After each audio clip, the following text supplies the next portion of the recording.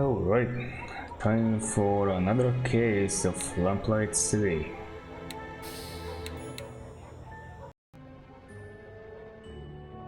Let's see, so I read the newspaper, I believe. I got the message, yep.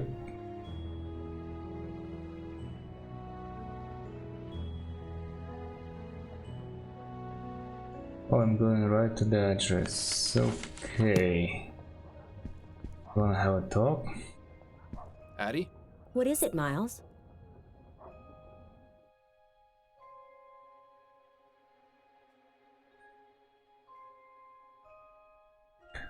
What was I to apologize for?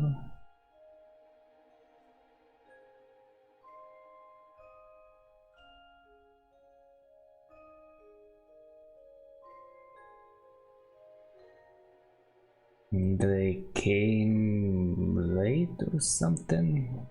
I guess something like that. What have you been up to lately? Nothing particularly exciting. My usual clients have been scheduling appointments, and I've been trying to get some new ones as well. In my free time, I've been catching up on my reading. Anything good? Yes, the conclusion to the Dissembling Mechanism was just published in Brentwell Magazine last week. What's that? James Penstroke's latest serial. I wanted to read it to you, but you haven't been around much lately. Perhaps I'll take a look now that I can actually concentrate again. Yes, you could read it to me. I wouldn't mind hearing it again. It would certainly be a nicer way to spend your time than going out drinking.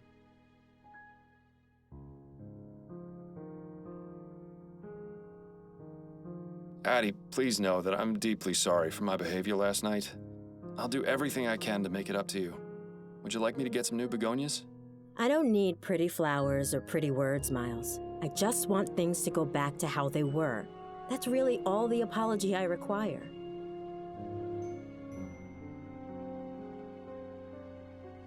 You're looking especially lovely today, Addie. Miles, don't flirt with me. Not now.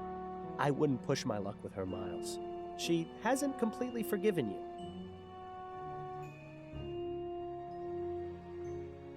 Now you two are no fun. But yeah, maybe you're right. Then again, I have the option to compliment her again. Why? That's the big question now. I don't remember why. Why do I want to piss her off? Very interesting. Was Desiree Lathan a client of yours by any chance? No, but plenty of the other grand dames used to gossip about her. What sort of things would they say? Usually they'd comment about how much she'd had to drink the night before. I got the impression she was quite the tippler. I hope you're not planning on following her example. That would require me to burn to death in our bed. Then I stand by my previous statement. Okay. Maybe this will come in to play later. I'll let you get back to your book. I'll have to remember it.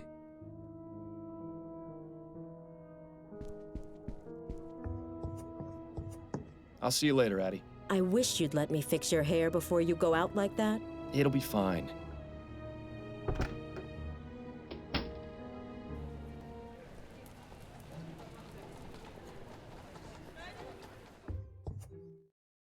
Looks as though we've arrived fashionably late.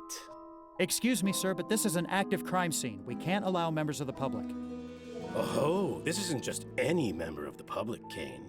This is Miles Fordham. He used to be one of us until he killed his partner. Wonderful. Officer Parsons is on the scene. It's a shock the apartment isn't in a shambles. Good day to you too, officers. Fordham? What are you doing here? Ah, Captain Snelling. What a pleasure. That's Chief Snelling now, Fordham. I don't expect you follow the workings of the department much these days, but I'd appreciate the proper address. So nice to see that power hasn't gone to his head. My apologies, Chief Snelling. You haven't answered my question. What in blazes are you doing here?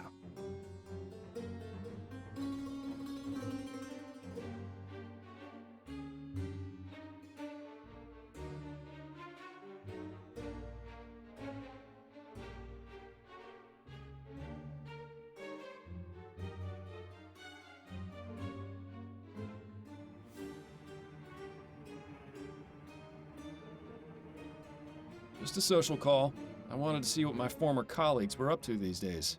And you often socialize at murder sites, do you? This is an active crime scene, Fordham. Leave the premises immediately.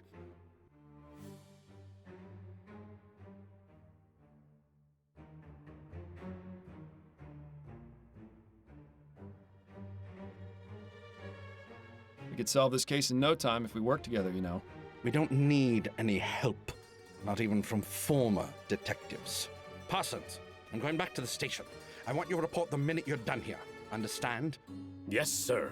Now, don't get any funny ideas, Fordham. If you so much as breathe on anything in here, I'll have you arrested for tampering with a crime scene. Do I make myself clear?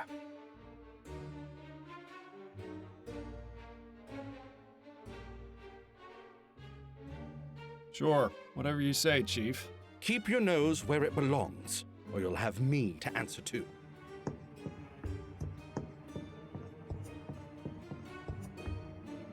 I suppose it's reassuring that even in this crazy, ever-changing world, you can always count on Snelling to be a complete ass.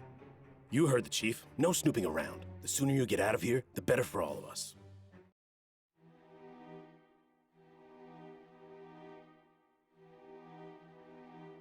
Okay. So I'm not snooping, really? Let's see what's this all about. Lathan certainly had a unique taste in fashion. I bet you could see her Yeah. coming a mile away. Well, some people like this or that. You have to hand an invitation to the Gascon Grand Dame's Ball. It seems it was held 2 nights ago at the Gascon Supper Club. Might be worth looking into, seeing as it's our only lead right now.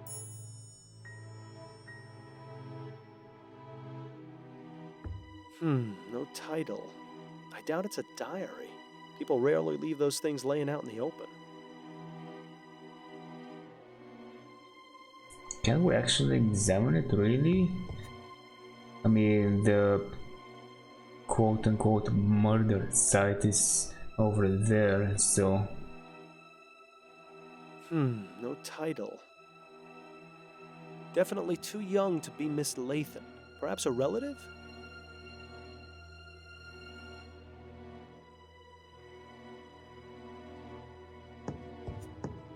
Judging by these books, Miss Lathan was quite the fan of poetry. Let's just hope her taste was better than Madame Dupre's. Nice one. Wait, can't I actually talk to these guys? Also, do I have anything? Yeah, I could have said maybe that I read about it in the newspaper. I forgot, I think. Yeah, I thought I read about it. Alright, so I'm gonna have to somehow find a way to get in. Oh, let's see if I can maybe convince them to stay. Excuse me, Officer Parsons. Clear off, Fordham. The chief doesn't want you here, and neither do I. You aren't on the force anymore, so you've got to respect the rules, just like every other citizen. He'd be respecting my fist if I were alive, believe me. I'm not trying to cause any trouble. I just want to ask a few questions. Well, if it will get you to leave faster. You're looking well these days, Parsons. What's your secret? Secret? I don't know. Maybe something about getting a good night's sleep without blood on my hands does wonders.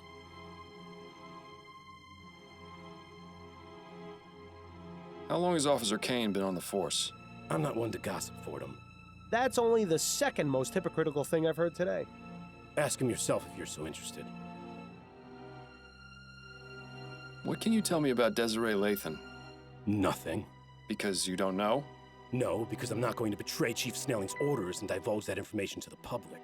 Come on, Parsons, you know me. What harm would it do to tell me just a little bit? Do I have to state the obvious? If it were up to me, you'd be in jail for murdering an officer. I wouldn't make such claims without knowing the facts, Parsons. It could get you in serious trouble. It'd be a real tragedy to see your career cut short and you back in the workhouse polishing airship rivets. You don't scare me, Fordham. Rest assured, the feeling is mutual. Have you made much progress on this investigation? Did you not hear me the first time, Fordham? Drop it before I have to arrest you for interfering with a police investigation. Why was Chief Snelling here anyway? He's the chief of police, and this is an official investigation. It doesn't take a grand leap of logic. Yes, but the chief of police never bothers with a crime scene unless it's of great importance. Your point? Does that mean this crime scene is, in fact, of great importance? You're the investigator, Fordham. I'll leave you to work that one out. That's all I wanted to know. Good.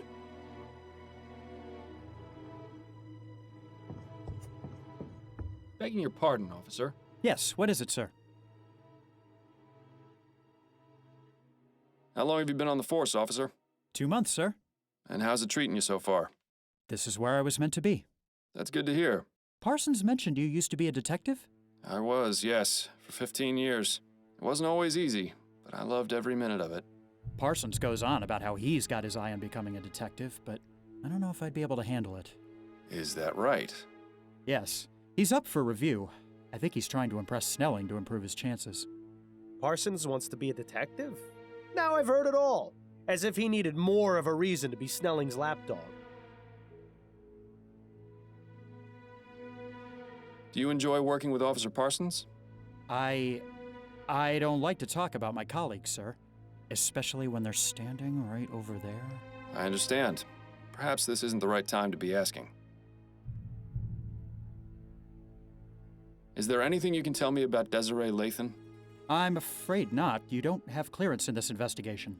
And there's nothing I can say to convince you otherwise? My superiors would be very upset if they knew I was breaking the rules. I'm sorry. I think the operative phrase in this instance is if they knew. We need to find a way to get Parsons out of here. Maybe we should visit Upton at the station. What was Chief Snelling doing here? Nothing more than a routine inspection of the crime scene. Routine inspection? But the chief of police only goes to extremely high-profile crime scenes. I couldn't possibly comment on that, sir. Thanks for your time, officer. Not a problem.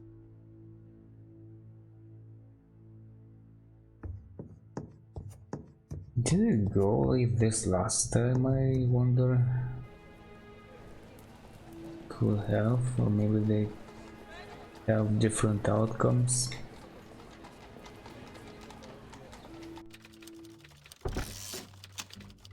I didn't imagine we'd be coming back here in this lifetime. Fordham, have you solved the case already? Don't I wish? I haven't even gotten started. Well, I'm here if you need anything. Just be sure not to let Snelling see you. Is he back yet? He arrived a few minutes ago. I expect he'll be sequestered in his office today, so you shouldn't have to worry too much. Good to know. Prime Minister Atwood, watching over the department with his signature scowl. I don't think I've ever seen anyone reading those books. I'm half convinced they're purely decorative. The old Jack and Stars. Sure was nice when that sign didn't apply to us. Miles, are you crazy?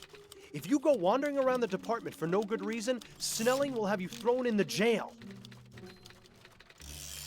Wait, that's not what it said in the text. In the gale?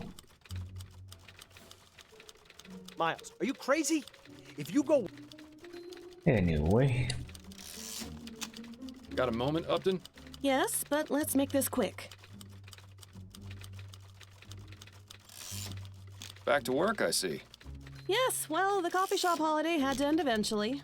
I'm gonna have to find someplace else to meet you. The higher-ups are getting suspicious. To be honest, it was a bit wretched there. I won't miss it. Well then, Mr. Big Bug, you can have the honor of choosing the next place. Under a bridge somewhere, perhaps.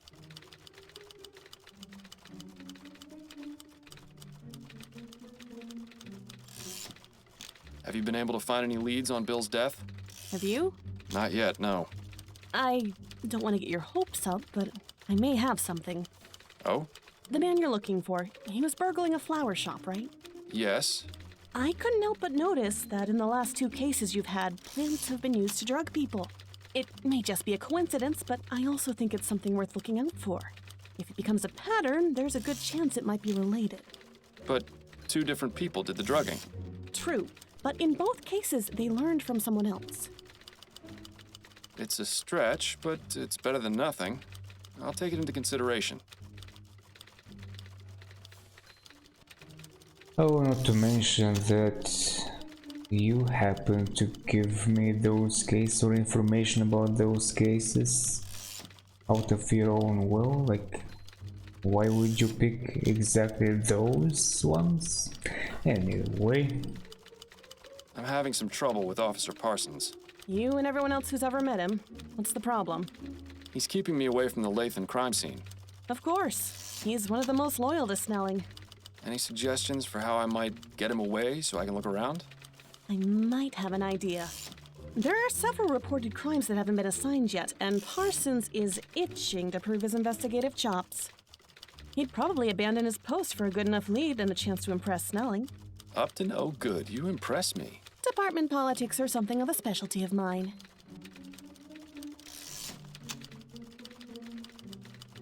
About getting Parsons away from the crime scene? All right, these are the, as of yet, unassigned crimes. The body of a young man was found in the Hodgman River by the Gascon docks this morning. A woman named Chumley reported hearing a single gunshot in her neighbor's apartment last night. There was a deadly explosion at a factory in Worcester that may be linked to sabotage. And that's it for right now.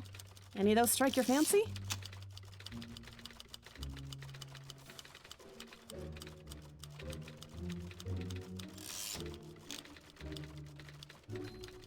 Tell me more about the body found at the docks. An unidentified man in his 20s was found in the river near the docks. The dock worker who reported it said that the body was bloated and decomposing. It must have been in the river several days. Dr. Edwards performed a post-mortem and determined the cause of death to be a blow to the head. I see. Certainly leaves a lot of questions. Do you think Parsons will be interested? Oh, maybe I'm supposed to find out more information. I have no idea if he will be.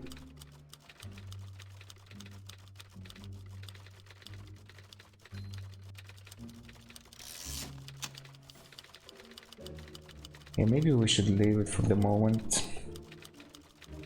No, on second thought, let's leave this for right now. All right. Let me know if you change your mind. Yeah, I'll probably have to.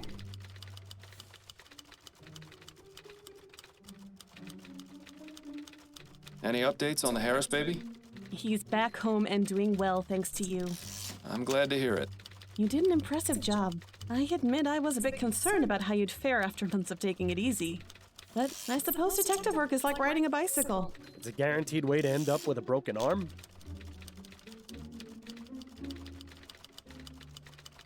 I see the Gazette has caught wind of this supposed mass murderer. Yes, Snelling has been positively fuming about it. Between that and the Lathan case being publicized on the same day, it's been a nightmare for the department. Any idea how they got the information? I don't think anyone in the department has spoken to the press. Maybe they just have some very good reporters. So, is it serious? Yeah, right. Should we be concerned? 3 murders is nothing to sneeze at, but all the victims have been men in Chumley. If that changes, then things might start getting urgent. Isn't that just the way of things? You can bet they'd have already caught the bastard if the first body had turned up in Lyon.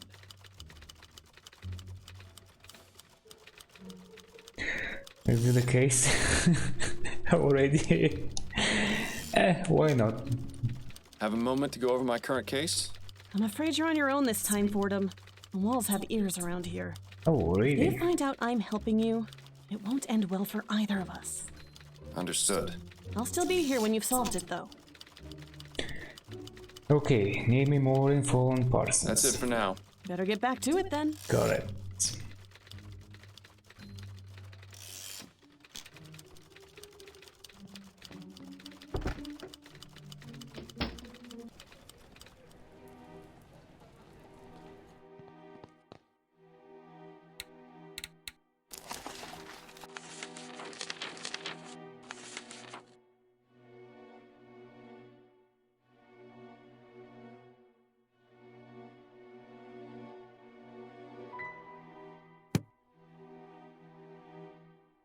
That painting depicts a hand dropping a bunch of blood-soaked silver coins into another hand.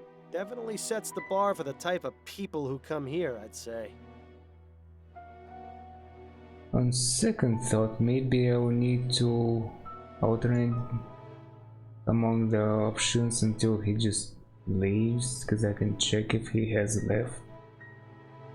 I'll play it safe for now, see what happens.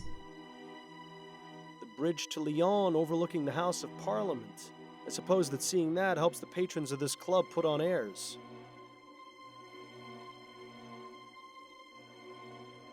Nobody's bothered clearing this table yet, it seems. These are all high-end foo-foo liqueurs and cordials. You couldn't pay me to drink that rubbish.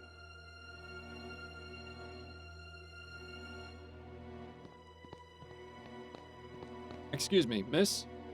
Oh, well, hello there, handsome. I've never seen you around here before. Care to join me for a drink?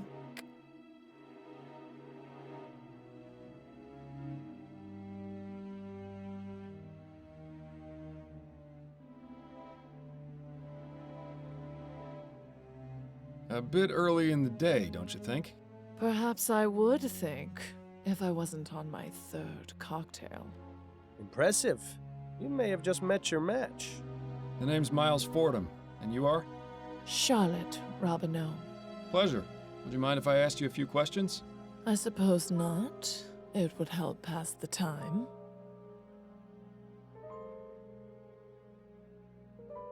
Were you here for the Grand Dame's ball the other night? Of course, we all were. Well, except for Laura. Terrible business. You mean Laura Dupre? The very same. Have you met? I have. In fact, I investigated her attempted murder. Is that right? I heard she ended up in jail for torturing her servants. Yes, it was quite disturbing. I didn't think Laura was capable of such a thing. She always seemed so kind. I guess we all have our dark secrets. Does that apply to you as well, Miss Robineau?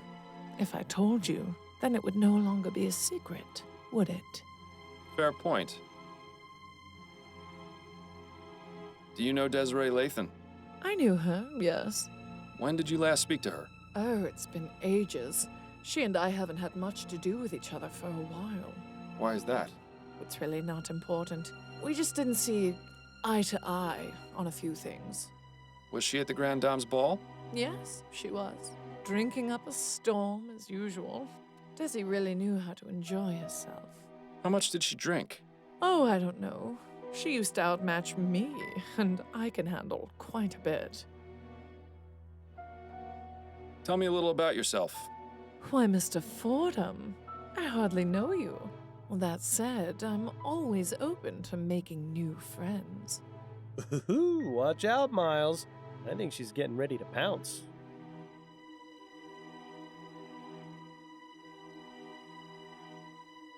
What can you tell me about Desiree's death?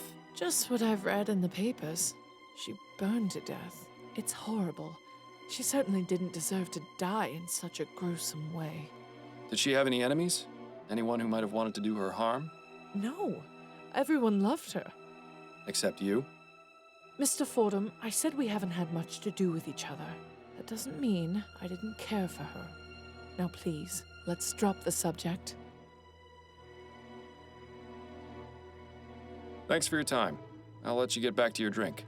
Thanks, sweetheart.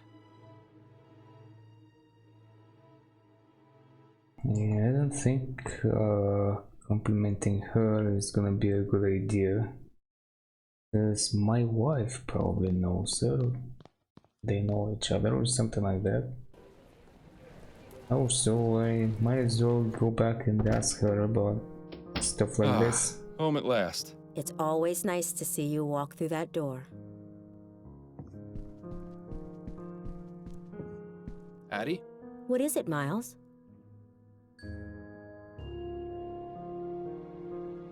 I'll let you get back to your book.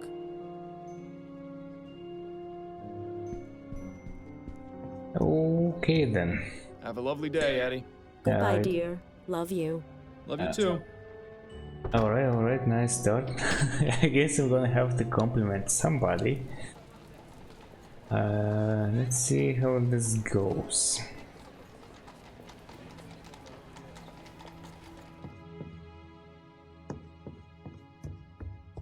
Parsons?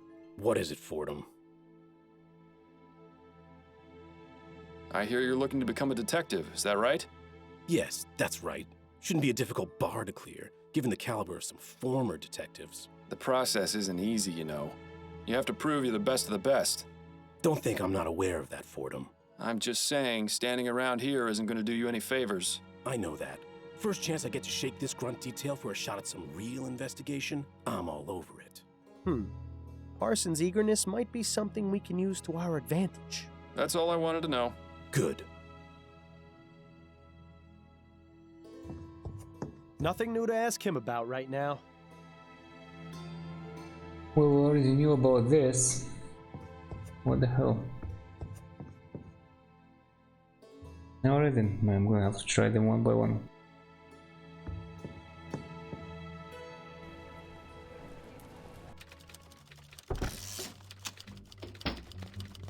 Got a moment, Upton?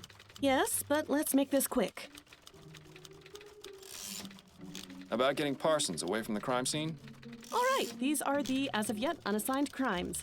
The body of a young man was found in the Hodgman River by the Gascon docks this morning. A woman named Chumley reported hearing a single gunshot in her neighbor's apartment last night. There was a deadly explosion at a factory in Worcester that may be linked to sabotage. And that's it for right now. Any of those strike your fancy?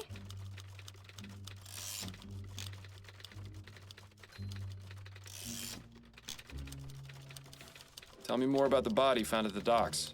An unidentified man in his 20s was found in the river near the docks. The dock worker who reported it said that the body was bloated and decomposing.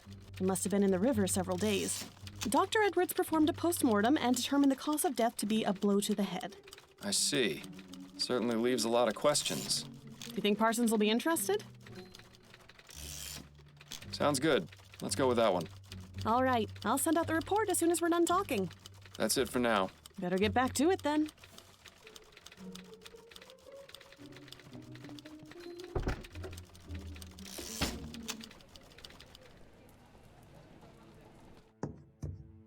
Damn, looks like Parsons didn't take the bait. He must not have considered that case enough to prove himself to Snelling.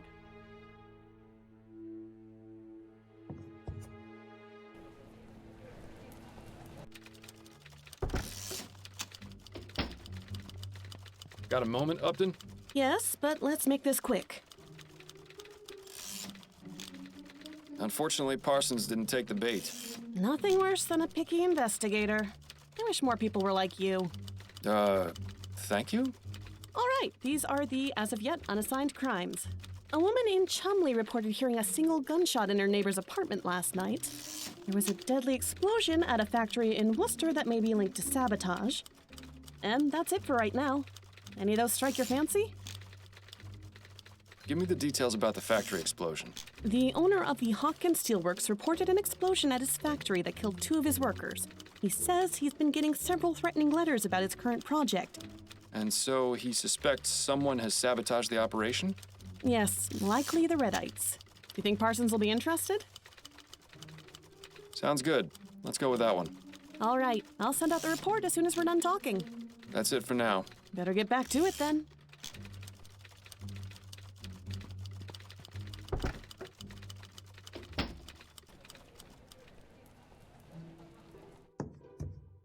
Damn, looks like Parsons didn't take the bait. He must not have considered that case enough to prove himself to Snelling. I guess because when a woman is in trouble, probably, who knows. Got a moment, Upton? Yes, but let's make this quick. Unfortunately, Parsons didn't take the bait. Nothing worse than a picky investigator. I wish more people were like you. Thank you? All right, these are the, as of yet, unassigned crimes. A woman named Chumley reported hearing a single gunshot in her neighbor's apartment last night. And that's it for right now. Any of those strike your fancy?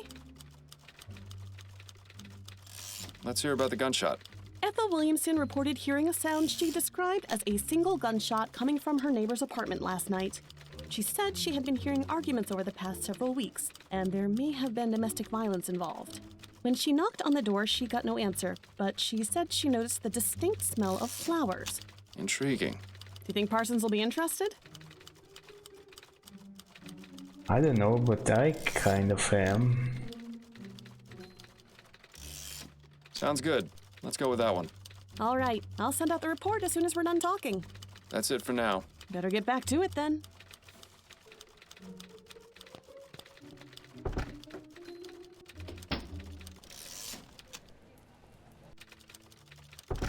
Whoops. Mistakes were made.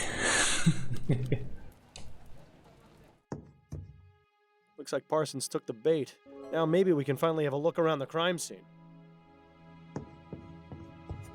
Definitely too young to be Miss Lathan. Perhaps a relative? No time.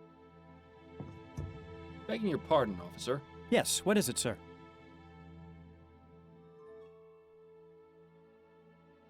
Do you enjoy working with Officer Parsons? If I'm being honest, he can be a bit much sometimes. Trust me, you're not the only one who feels that way. I didn't have much interaction with him when I was a detective. The few times I did weren't very pleasant. I could tell he doesn't seem to care much for you. Although I don't think he cares much for anyone except the chief, and that's only because he's the one who gives out the promotions. What was Chief Snelling doing here? He was inspecting the crime scene. Yes, but why was he involved? Is there something special about it that would require the chief of police to look into it? Well, someone thought it might be related to the big case we're not supposed to talk about. You mean the mass murderer? Yes, sir. I could see why the chief is upset that the news has gotten out. And is it related? No, I don't believe so. But the news reports have been getting the public on edge. Of course. The less information there is, the easier it is for rumors to start spreading. Exactly. Chief Snelling has a lot of fires to put out. If that's the case, it's too bad he didn't get to Miss Lathan in time. Is there anything you can tell me about Desiree Lathan? I couldn't really say. Come now, I'm trying to help this investigation. Any small detail would be useful. Well, I haven't really looked over the crime scene too much. It's rather gruesome, you see. Is the body still here? Yes, what's left of it at any rate. Miss Lathan was only identified by the tattoo on her foot. I see. Has there been much progress here? Snelling and Parsons examined the scene, that's all I know. Do you think I might have a look, now that the initial investigation's been conducted? I'm afraid that's out of the question, sir. I have my orders.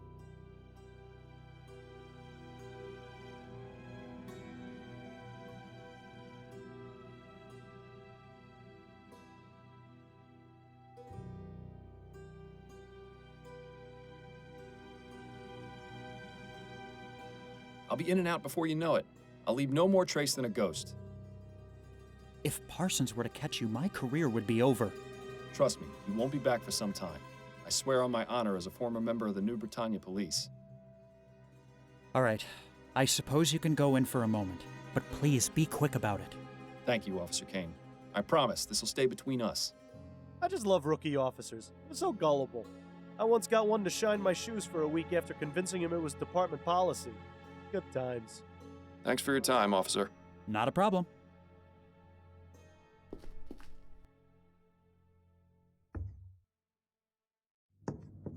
That's certainly a pungent aroma.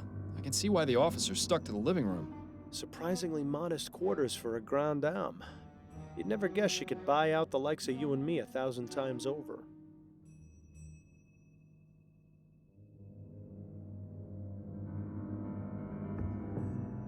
Doesn't look as though this fireplace has been used in a long time. I suppose we can rule it out as the source. As much as I like this painting, this isn't the time for art appreciation.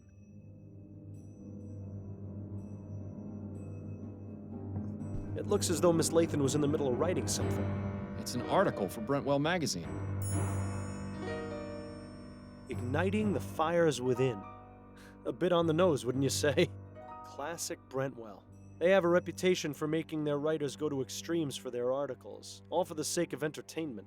Perhaps we should pay their offices a visit, see exactly what it was Miss Lathan was doing for them. Perhaps. Igniting the Fires Within by Desiree Lathan for Brentwell Magazine. We are all familiar with the idea of an inner fire, a term usually applied to our sense of passion or determination. But what if that inner fire was of a more physical nature? That is to say, if each of us had the capacity to light the real fire within our bodies. This is starting to sound a little bit like something alongside what I read in those books and the, what was it, Spectre Society? Or Spectre something?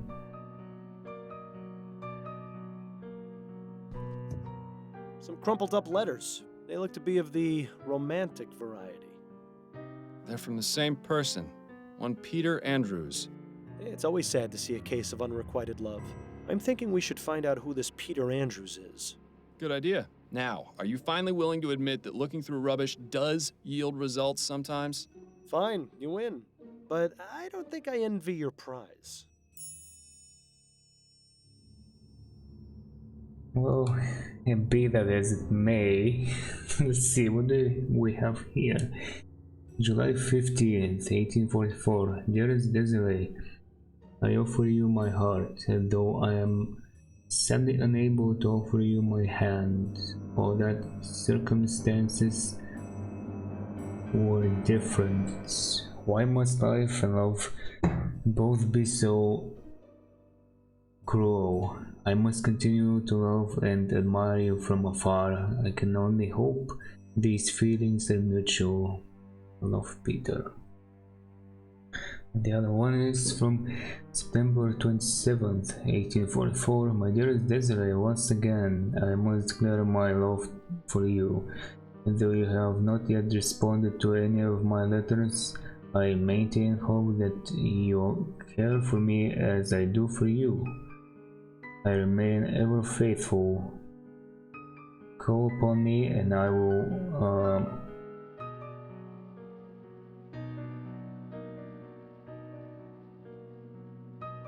something to your side. Oh, rush. Call upon me and I will rush to your side. We'll embrace as Mr. and Miss Andrews at long last. Love, Peter. Alright.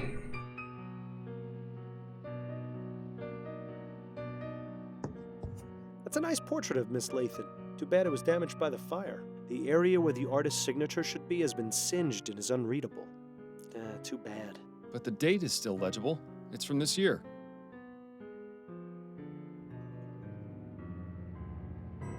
Looks like this one barely managed to survive. Pity. It looked like a nice work of art. The flames must have been fairly high to be able to stain the ceiling like that. The flames must have been fairly high.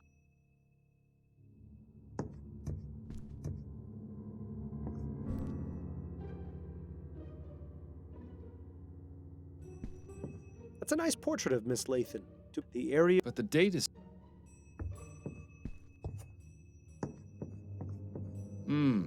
There's a letter in here. Now look at that. More letters. This just keeps getting more and more interesting. More The law evidence. firm of Usher and Price isn't too far from here. I think it's definitely worth paying him a little visit. August 23rd, 1844. Dear Miss Lathan, this letter is to inform you that we have received your request to make changes to your beneficiary as indicated in your last will and testament. Please come to the law officer.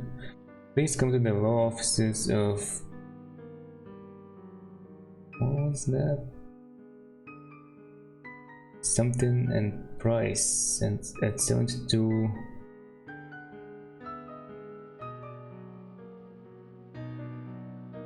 Cauldron? Something like. No, Cadron? Anyway. So that we may review the documents and make the necessary edits. Yours, Jonas, and then Yeah. Oh, Usher. Okay, I thought that was an O. Usher and Price. Alright. Anything else here? Nothing else of interest in there. Alright, this seems kind of like out of place, but I guess not.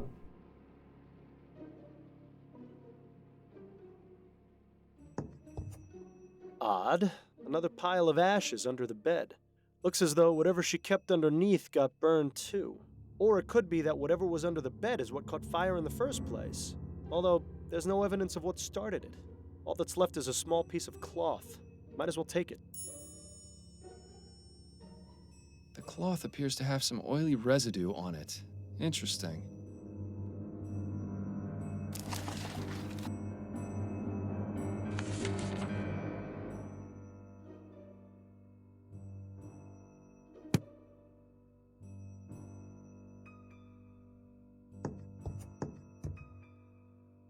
Ashes to ashes and all that. I'm glad I was buried. Cremation always seemed a bit too hot to handle. Now's not the time for jokes, Bill. Are you serious? Death is the best time for jokes. Otherwise, it's all just a bunch of boo-hoo-hoo this and wah-wah-wah that. And trust me, there's plenty of that in life. Hell, you'd know better than anyone. All right, just shut it for a bit while I look over the crime scene, would you? I need to concentrate. I don't think Desiree will be able to give us a hand with this investigation. Bill? What? I thought it was funny. This one's clean. Well, aside from the fact that the rest of the leg is burned off. There's a tattoo on her ankle. It says, "Dancing through life." Hate to break it to her, but that dance is over. Alas, poor Desiree, a woman of infinite riches, of tastes most fancy. Where's all your money now? Come to think of it, that question might be worth answering.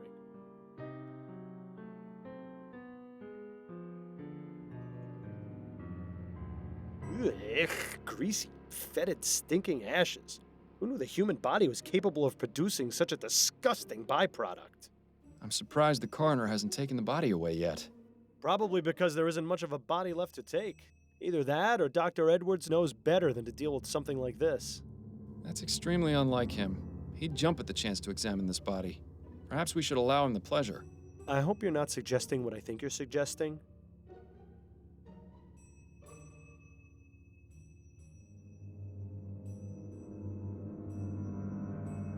Oh, I was just wondering. Well, so be it. Miles, do you really want to go carrying around those stinking ashes in your pocket? It'll take ages to get the smell out. Good point. I'll need to find something to carry them in.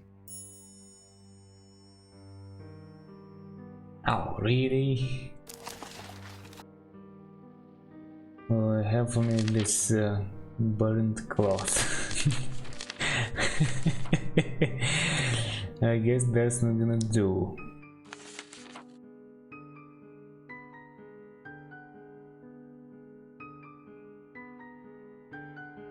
Yeah, I'm gonna have to look around, I guess.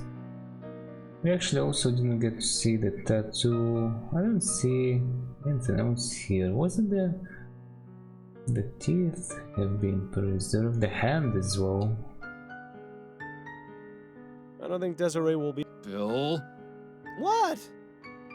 Alas, poor... Come to think...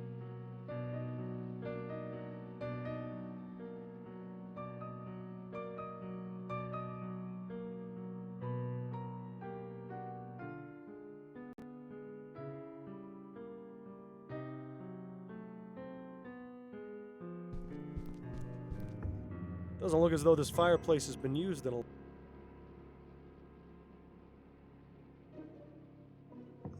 Miss Lathan's half-written article...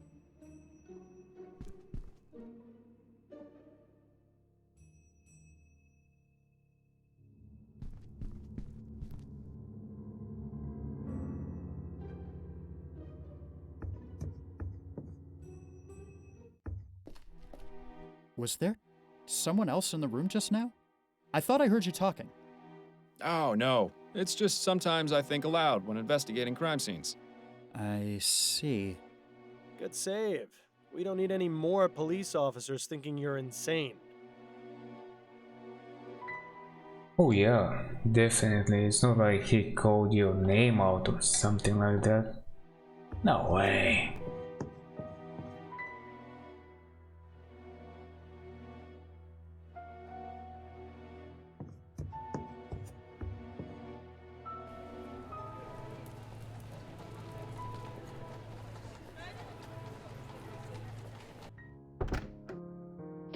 Hey, Addie. Here I am. Hello, Miles. Addie? What is it, Miles? I'll let you get back to your... Have a lovely day, Addie. Don't work yourself too hard, dear.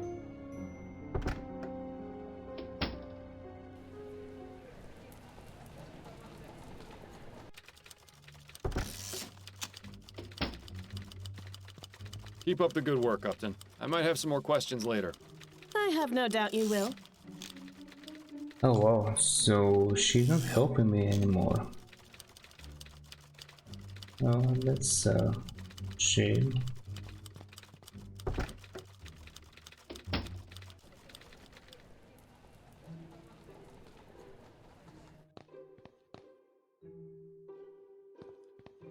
Well, if no one's cleaned up, you might as well do them the favor.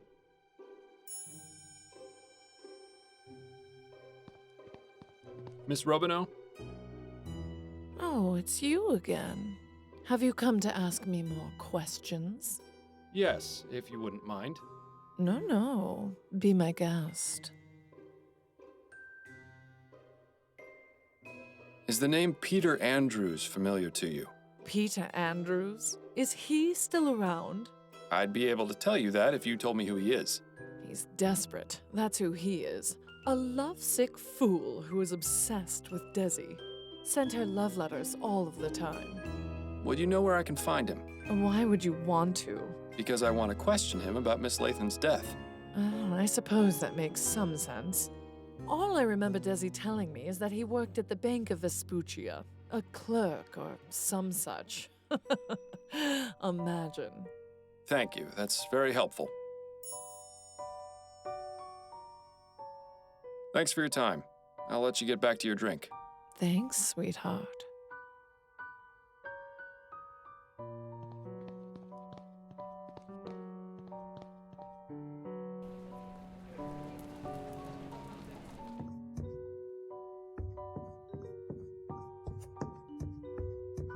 I'm afraid I need to have another look inside Miss Lathan's room, Officer Kane. All right, but please be quick about it.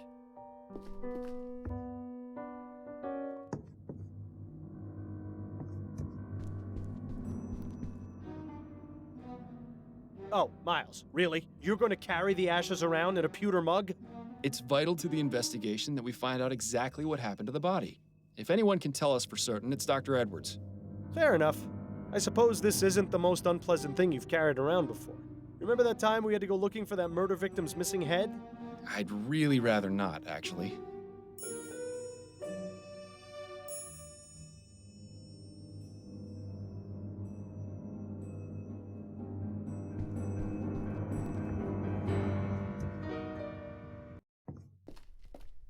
Ugh. The smell from the bedroom is getting worse. I don't know how much longer I can stand it.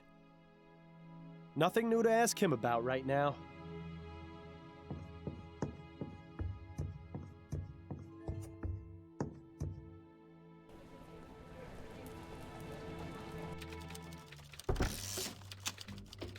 Dear Lord, what is that smell? Did you step in something out there, Fordham? Private investigation is a dirty job, Upton. You know that.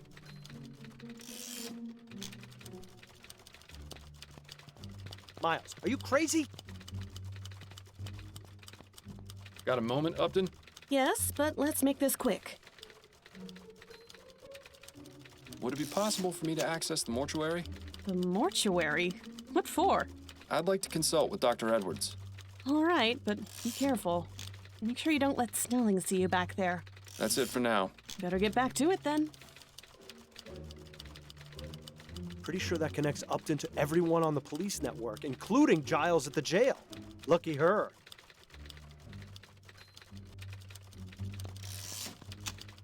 Oh, they spelled it again like this, so probably something in French or something like that. I have no idea. Some old spelling. Dr. Edwards' lab was always a fascinating place to learn about death. A bit less so now that I'm quite the expert.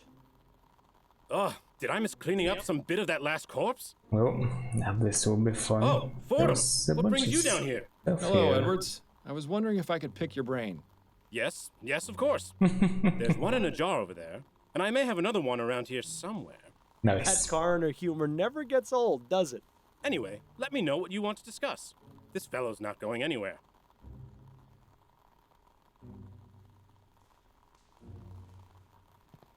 Looks rather fresh.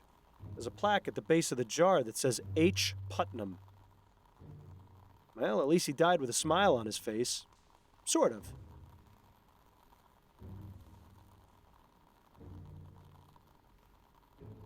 I'm pretty sure I saw Edwards weighing his lunch on this once. I remember when Edwards used to keep his collection of preserved reproductive organs on this shelf. He must be getting soft in his old age. Or perhaps that's exactly what happened to his collection. Damn. Okay. There is a bunch of stuff to inspect in here, I guess. Assorted lab equipment for setting things on fire or causing explosions. You know, the perfect way to pass the time. Yeah, I remember I had to work on something here with these solutions and whatnot. I wonder if Edwards ever got around to fixing this typewriter. The letter E being out of alignment always made his reports a nightmare to read. You've seen one dissected torso, you've seen them all. It sure is a lot of rubbish crammed inside our upper bodies, isn't there? The brain is truly a fascinating organ, if only more people used it. A fine example of well-developed deltoids, latissimus dorsi, and gluteus maximi. Nice pair of legs. I'd say being hooked up to that machine was the worst experience of my life, except I was already dead at the time. Imagine a giant mosquito sucking out all your blood and then replacing it with formaldehyde. Not very pleasant. Edwards keeps assorted bottles and specimens in there. Nothing too remarkable that I can see.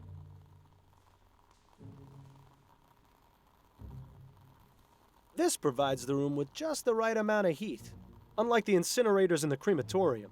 Talk about overkill.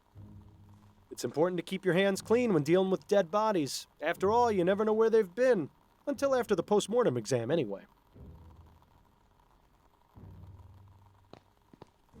I feel sorry for the poor slob who has to clean that out. Seems to be empty for now. That's most definitely a good thing. Edwards must have some very good friends in the department who have gotten this custom-made table. It does suit the room, though.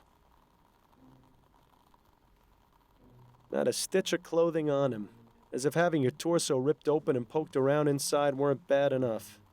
There truly is no dignity in death.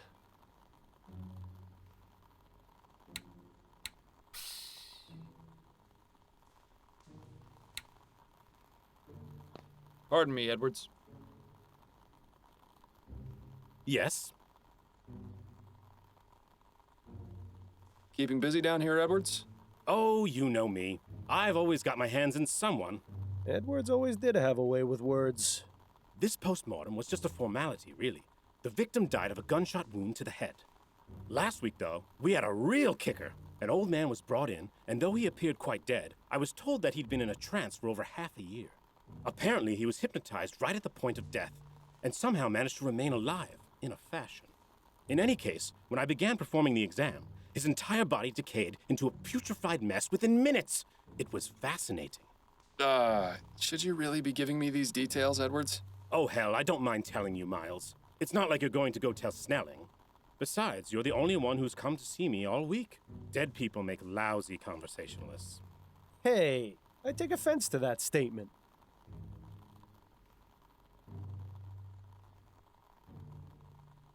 So, Snelling got promoted to chief, did he? Yes, not too long after you left.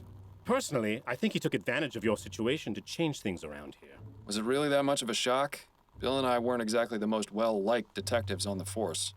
But you were respected. You two solved over 350 cases in 15 years. You were an institution. Damn right we were. It's so easy for people to resent their more successful peers. Ah, Edwards. Nice to know someone missed us. You didn't examine Bill after he died, did you? Ha! He wishes. No, there was nothing inconclusive about his death. He died from impact after falling from the roof of a building. Why, was there something else I should have looked into? No, I was just curious. As fond as I am of Edwards, it would have been a bit much for him to go poking around my insides.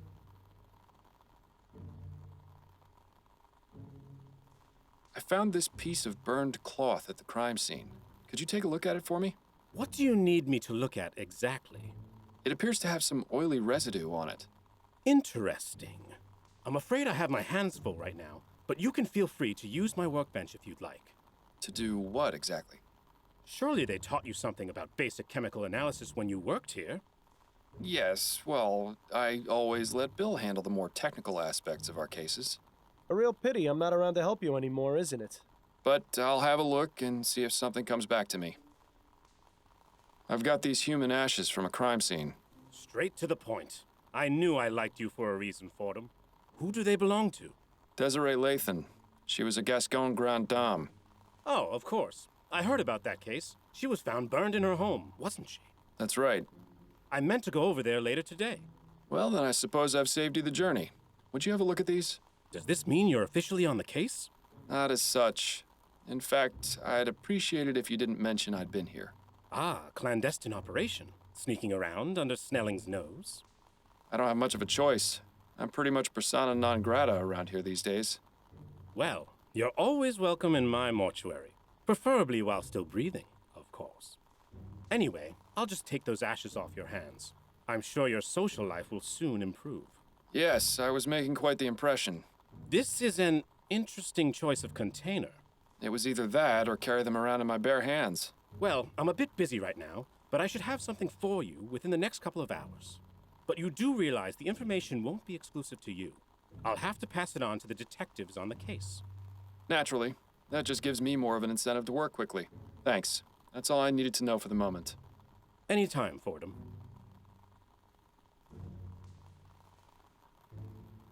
That collection of stains, fluids, and other repugnant materials almost makes me homesick for the chum.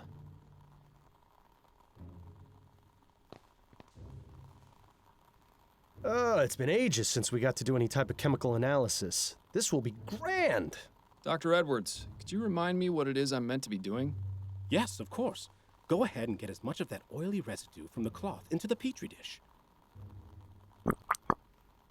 Good. Now add some of the chemical reagent in the red bottle to the dish.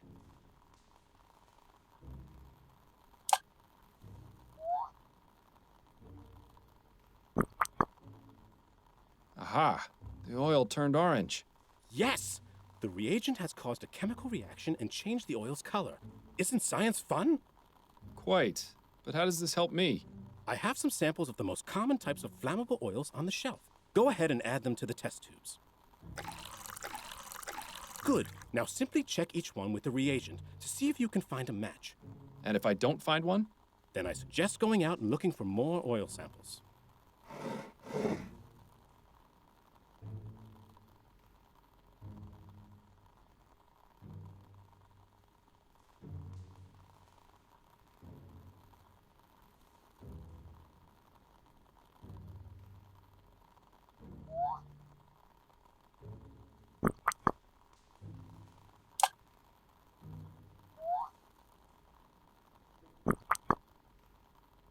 So much for kerosene being the culprit.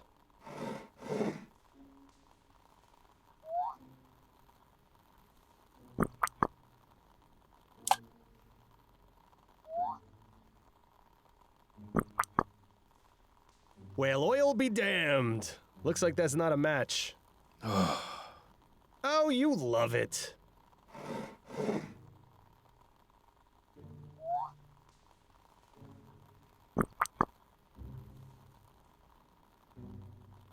Looks like ammonium chloride. Won't be of much use to us in this experiment.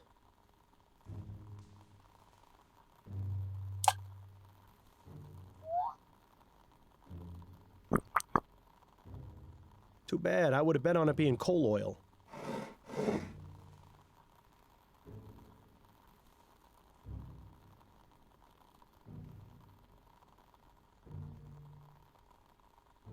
Okay, so it was none of those. What did he say? I had to find more examples?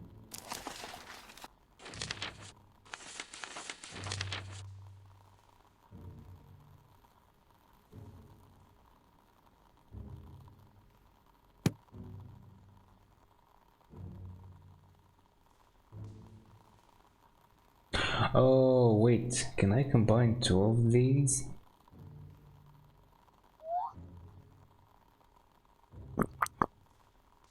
Better dispose of the sample currently in the petri dish.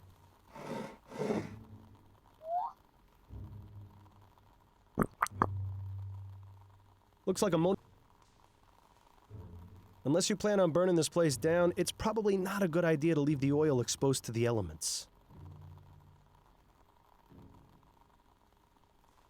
I don't think the good doctor has anything else to teach us right now.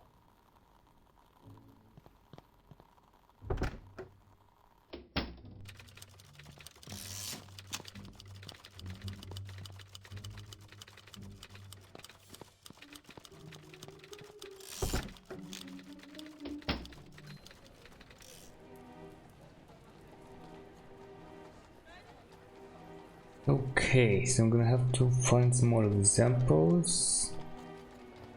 I'm basically waiting for some test results. She's not gonna be of much. Wait, maybe one of those bottles or something? I don't know. Yeah, I'll swing by.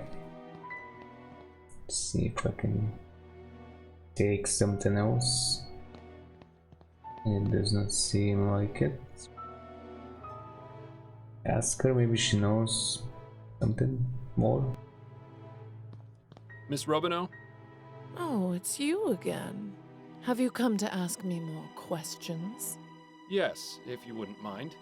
No. Be my guest. Thanks for your time. I'll let you get back to your drink. Thanks, sweetheart.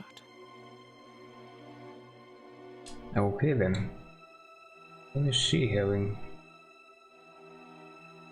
We cannot tell, I guess. I'm also kind of tempted to compliment her, but I probably don't want to do that.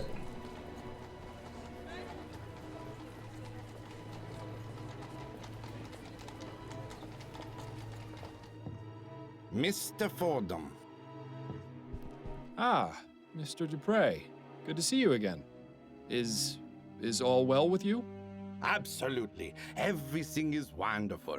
Because of you, this city has finally seen Laura Dupre for the monster she is. I cannot thank you enough. I suppose you're welcome?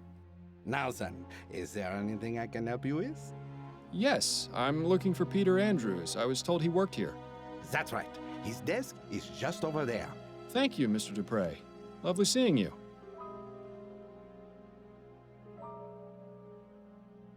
We haven't got anything else to ask him about right now. What an absurd contraption. Imagine needing all those extra bits and bobs just to tell the time. I tried using one of these automatic money dispensers once, but I nearly got my arm stuck inside. They still got a long way to go. Yeah, impressive bit of hardware. It would take a criminal mastermind to rob this bank.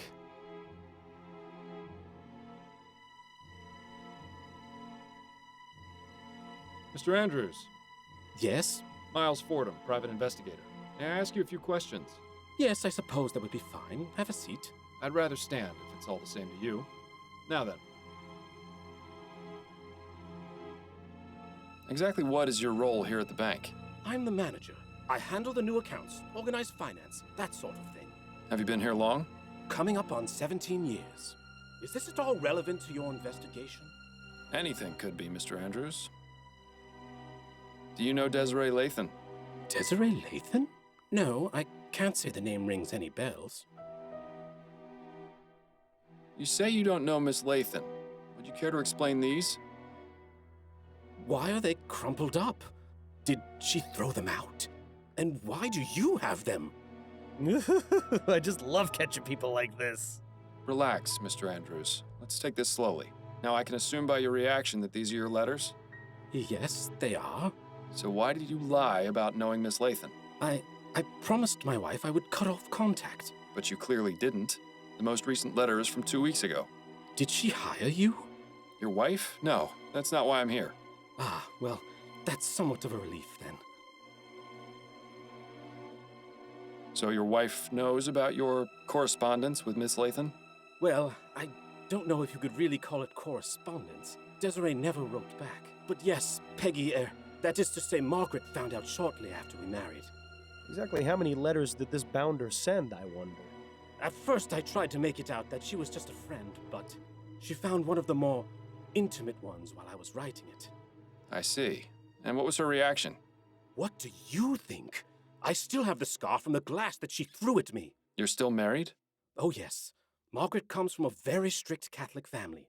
They would sooner she die than divorce.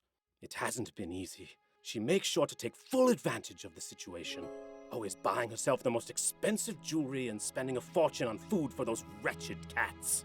I swear, they're better fed than I am. Where might I find Mrs. Andrews? I'd like to speak to her. Our house is at 713 Longfellow Street, just at the edge of Gascon. But I warn you, it's a goddamn menagerie she's got. I'd stay away if you're averse to being covered in animal hair. I'll take my chances. Were you aware of Miss Lathan's death? What? Desiree is dead? No. She was found burned to death in her bed. You're lying. You have to be. I'm afraid I'm not, Mr. Andrews. Oh, Desiree. Do you have any idea who might have wanted to kill her? No, she was a marvelous woman. Well, I'm sorry to have to be the bearer of bad news, but at least you won't have to worry about writing any more letters. That isn't funny, Mr. Fordham. Yes, it was. Don't listen to him. Thanks for your time, Mr. Andrews.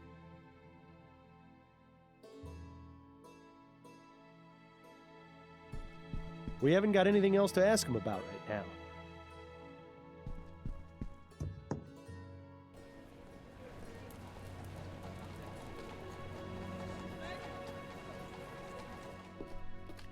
Nice house. It definitely screams, eccentric person lives here. Speaking of which, that must be Mrs. Andrews over there with those rodents. Rats with fluffy tails. How anyone can find them endearing is beyond me.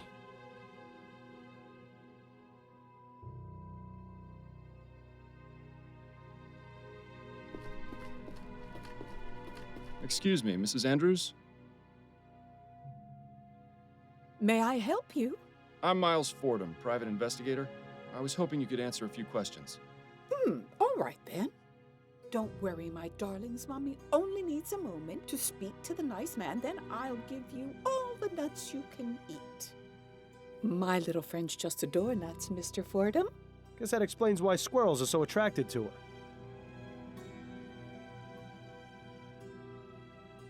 Do you have any hobbies or pastimes, Mrs. Andrews?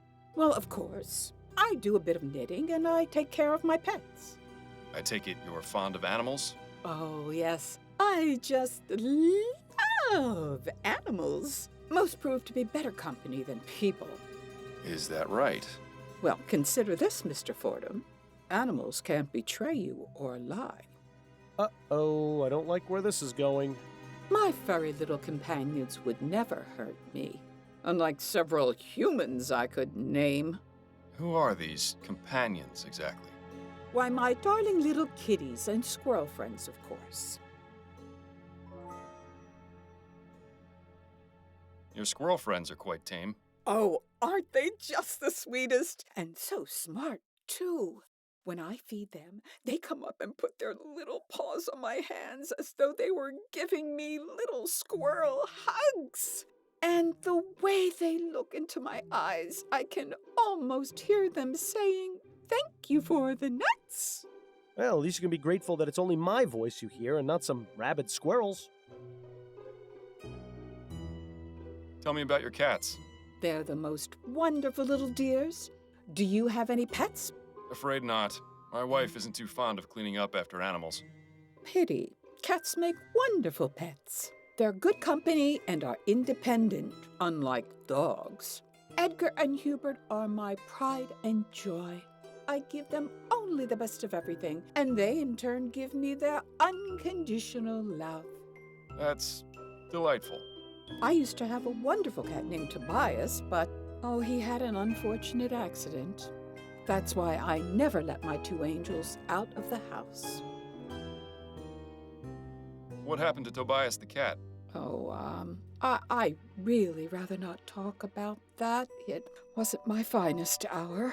Let's just say it was an honest misunderstanding which got blown way out of proportion.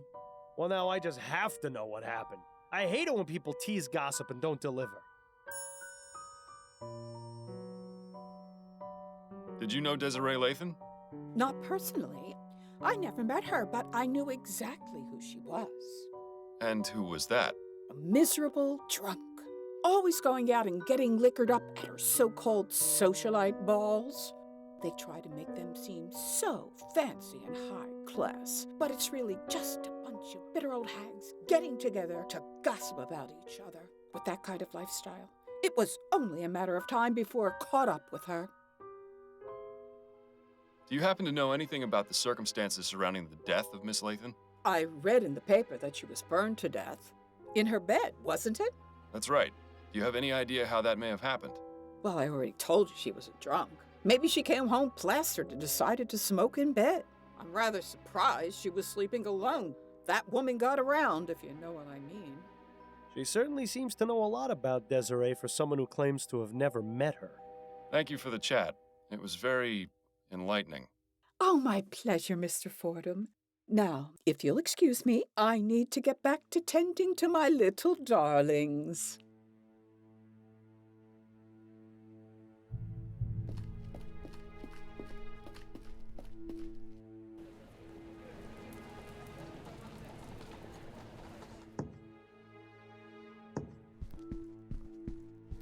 Mr. Andrews. Yes?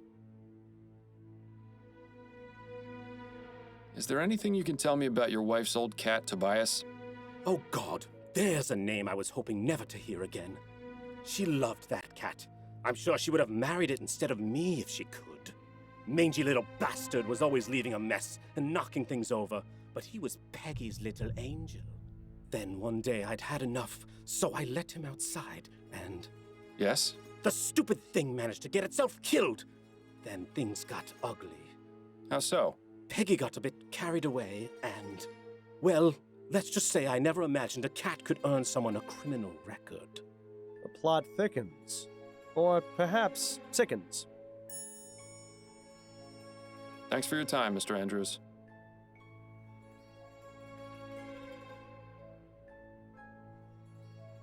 Say what now?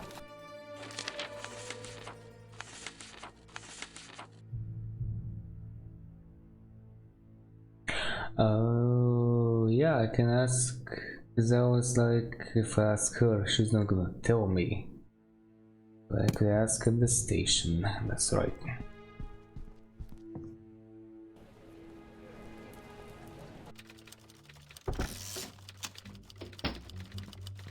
Got a moment, Upton? Yes, but let's make this quick. I need some information on one Margaret Andrews. Apparently, she has a criminal record. Margaret Andrews, eh? Give me a moment to look her up in the archives. Yes, here we are. Margaret Andrews was brought in for questioning 5 years ago in connection with a fire at a theater in Worcester. Oh? Yes. Nothing came of it, but she was briefly a suspect. Oh, there's more. She also had a prior conviction for arson. You don't say. The file says she set fire to a cab after the driver ran over her cat. She served 6 months in prison for that. This was back in 1835. Fascinating. Thank you for your help, Upton. This has been extremely valuable. So, Margaret Andrews has a jealous streak and a penchant for setting things on fire. Seems a likely culprit to me.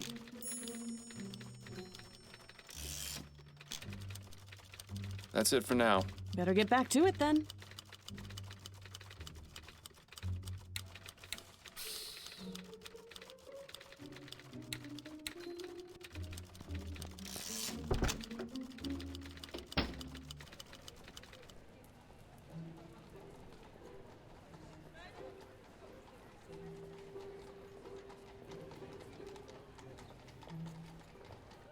She gonna say something else? Let's see. Nothing more to ask her about right now. Leave her to her friends. Right. Also, was there a case? Oh, this was the attorney and the offices, the magazine. Okay. Let's check those other places.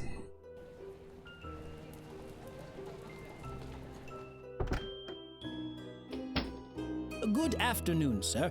Welcome to the law offices of Usher and Price. May I help you?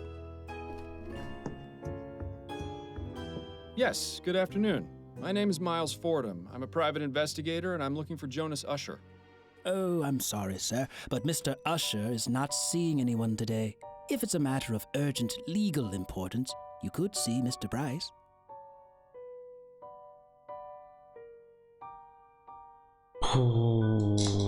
Do I want to? Also, wasn't there some sort of a puzzle involved with this place, like getting in or something like that? The plaque says it's a portrait of Thomas Usher. Looks like a real go-getter.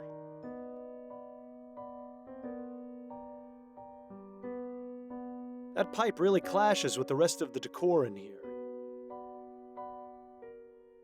That's right, it does. Why is that? Some sort of a hint?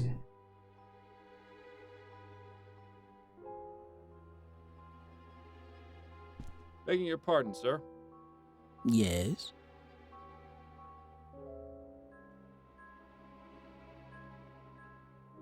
If I may ask, what is the reason for Mr. Usher's refusal to see anyone today? He has a rather important trial starting tomorrow, and doesn't want to run the risk of falling ill. Falling ill? Mr. Usher is very particular about his health. Very particular. I see. Might it be possible to relay a message to Mr. Usher? Yes, you can leave a message or calling card with me, and I'll make sure Mr. Usher gets it. Perhaps Mr. Usher will see me when he sees this. Oh, what's that? A letter from Mr. Usher to his client, Desiree Lathan. What? That's private correspondence. How did you get that? It was evidence I found at a crime scene. And how is it relevant? The crime scene in question was Miss Lathan's own bedroom, where she was found burned to death. That's quite a claim, Mr. Fordham. I can assure you that Mr. Usher deals primarily with facts. Right now, the only fact this letter proves to me is that you somehow rummaged through Miss Lathan's possessions and acquired it. He does have a point. We'll need something a bit more persuasive. I actually don't have anything to show. Right. Please stop wasting my time then. I'm very busy.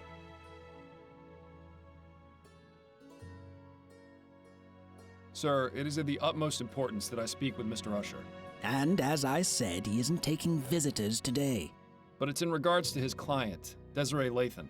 Or should I say, former client. Miss Lathan found another attorney? No, I'm sorry to be the one to have to inform you, but she's dead. Dead? I had no idea. No? It was in today's newspaper. I haven't read it yet. Mr. Usher forbids it in the office. But surely he's read it. Just because he forbids you reading the paper in the office. No, I mean he forbids the presence of newspapers in the office. He fears they bring in outside germs. I see. In any case, if what you say is true, I'll need some sort of proof. I suppose just bringing in a copy of the newspaper is out of the question then. We'll have to find another way. I appreciate your time.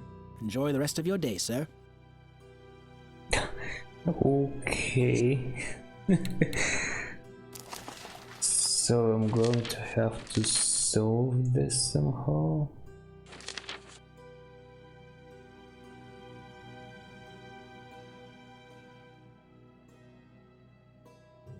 And this doesn't work. What the hell?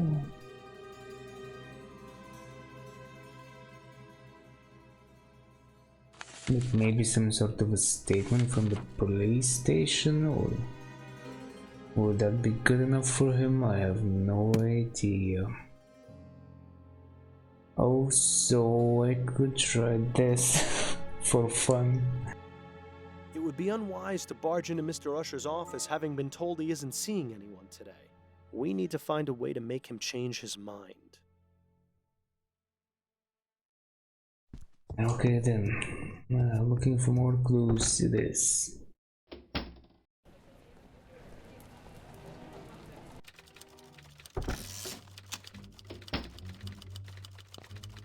Got a moment, Upton?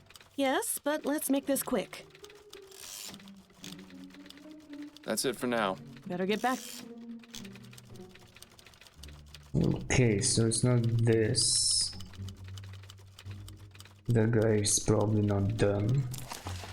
I still haven't properly examined my stuff. What was the letter about? Oh yeah, the beneficiary.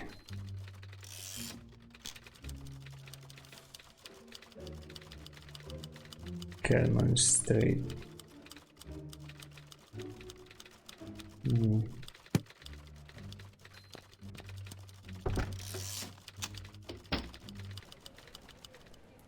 Could these guys help me maybe? We haven't got anything else. Nothing else to ask him about. Okay, then the other place it is. Ah, hello there. Are you here to drop off an article? No, actually, I'm a private investigator. The name's Miles Fordham. How exciting. You must have so many interesting stories. You could say that, yes. Please, come in, come in. I'm Alan Brentwell, owner and publisher of Brentwell Magazine. Pleasure to make your acquaintance. Confessions of a Steam Addict by Ezra Bartley. I think I'm better off not knowing. Useful for getting to those hard-to-reach places. In my case, that's everywhere. For Whom the Bell Almost Tolled by Suki Snobs. Fascinating stuff. For the publisher of a sensationalist rag, Brentwell is awfully well read. Assuming he actually has read all those books, of course. Empty. Too bad. I can only begin to imagine how many lurid and salacious articles are kept in those cabinets.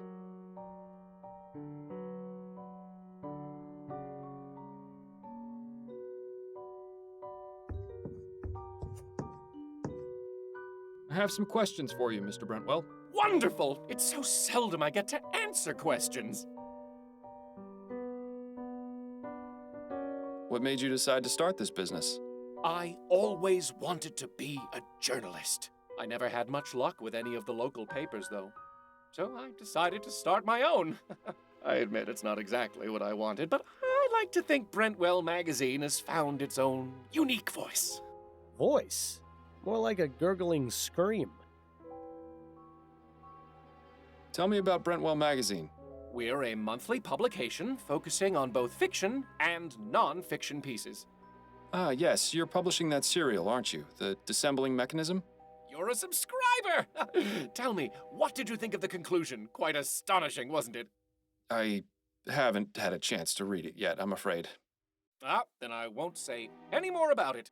My dream was to have a magazine that was well-respected and educational. But sadly, it seems today's audiences are much more interested in reading about sightings of giant bat creatures or mysterious buried treasures. Such a pity. I hear you have a bit of a reputation for making your reporters do questionable things for their articles. You are mistaken, Mr. Fordham. I don't force my writers to do anything. They seem to have this notion that the more extreme their research, the more authentic the articles will be. What sort of extremes are we talking about here? We had one writer who attempted to heighten the sensation of fear she wanted to express in her story. Damn near decapitated herself by sticking her head through an opening at the clock tower at St. Denis Cathedral. Ugh. Thankfully, she made it out alive. It would have been quite the predicament if she hadn't. Especially considering that was our most popular article last year. Oh, people have such odd taste. What can you tell me about Desiree Lathan? Desiree Lathan. Oh, why, she came to me a few weeks ago in response to an ad I took out requesting articles. She told me she had an idea readers would love. We agreed on 10 crowns per paragraph, and she was on her way. Come to think of it, I haven't heard from her in a few days. Were you aware that Miss Lathan is dead? What? No, I had no idea. What happened? I'm not exactly sure. She seems to have burned to death under mysterious circumstances. Mysterious circumstances? Most of her body was burnt to ash, but there's very little fire damage around her. It's as though she herself just caught fire. Oh, that sounds positively ghastly. Oh dear. Is something wrong? I just remembered.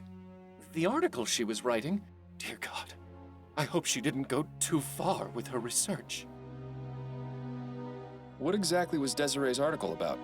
I'm not entirely sure. She merely came to me with the proposal. She didn't tell you what that idea was? She did, but I wasn't sure what to make of it. Please, Mr. Brentwell, stop stalling and tell me what she was writing about. It was about spontaneous human combustion. What do you know about spontaneous human combustion? That's the thing. I don't know very much at all. It sounded interesting enough. That's why I accepted Miss Lathan's proposal to write the article about it. But what do you know about it? Only that it's a mysterious phenomenon in which a person catches fire spontaneously and burns to death. It sounds exactly as you described Miss Lathan's condition. Do you know what Miss Lathan's research on the subject involved? Only the one contact I gave her, a Miss Angela Maxwell at the Spectre Society in Gascon. The Spectre Society, huh? Shouldn't be surprised to hear that name again. Are you a member? Actually, I am. Then I suggest you do some research there. There's bound to be something relevant in that curious library of theirs. Thank you. Perhaps I will. Thanks for your time, Mr. Brentwell. The pleasure is all mine.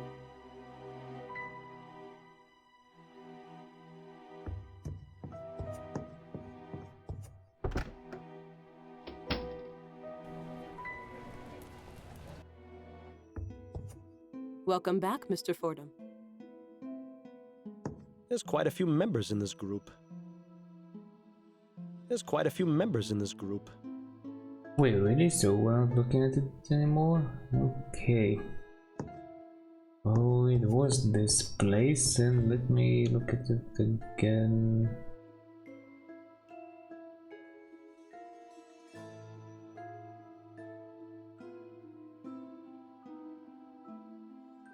Ah, there it is. This all sounds strangely familiar, but spontaneous human combustion can't be real, can it? Then again, sometimes the simplest explanation is the correct one.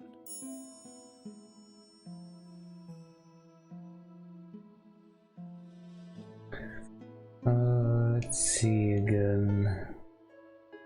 Yeah, they said all of that.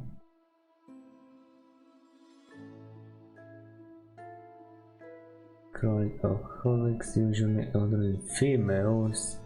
Hands and feet usually fall off. What the hell? That describes it pretty well so far. Also, what if we didn't find the other hand? The fire has caused very little damage to things around the body. Yes, this is also very strange. Residue of grease and fetid ashes is left behind. Okay. Most physicians and investigators strongly believe that spontaneous human combustion is a product of alcoholism. We'll see about that. Do we have anything else? Ooh, spooky! That ghost between the two people here. almost managed to look convincing. That's probably the storage case.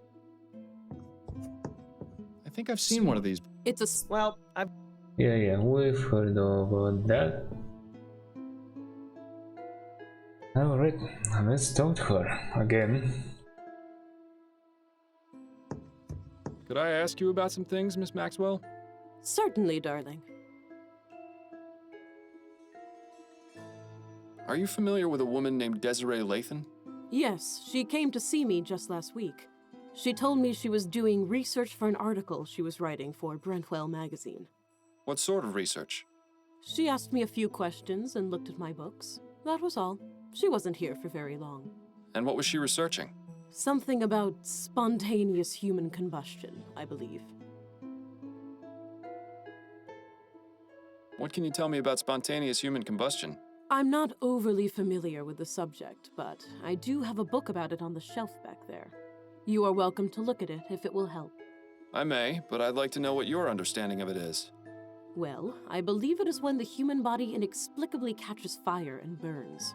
It usually occurs among elderly women who drink to excess, and very little fire damage is caused around the body. That's really all I know, darling. It's not a very agreeable subject for study now, is it? Did you know that Desiree Lathan is dead? What? My God, no! I didn't. What happened to her? She was found burned to death in her bed. How awful. Do you have any idea how this may have happened? There are a number of possibilities. But if she was in the middle of researching spontaneous human combustion, and then to have this happen, it can't be a coincidence. Are you suggesting she herself was a victim of spontaneous combustion? One need only compare the circumstances of her death with the facts, darling. She can't be serious, can she? Thank you for the information. It was very enlightening. It was my pleasure, darling.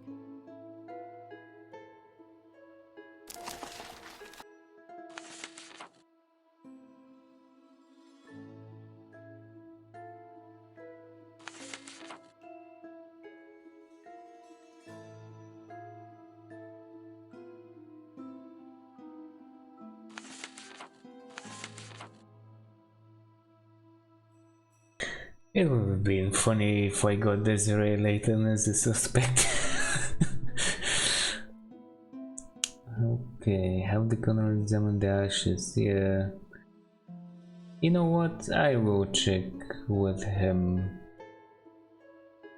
That also means I don't have my... yeah. Wait, where are my items again? Yeah, there should be here. I don't have my cup, so there were some ashes beneath the bed. Oh, that's interesting. I also think there may or may not have been something else in the room, something hidden maybe, or something about this painting that I need to uncover.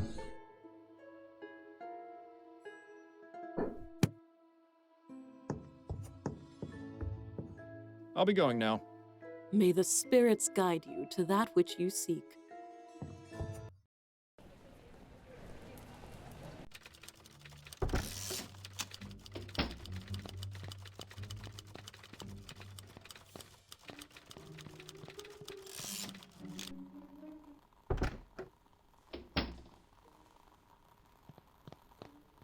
Pardon me, Edwards.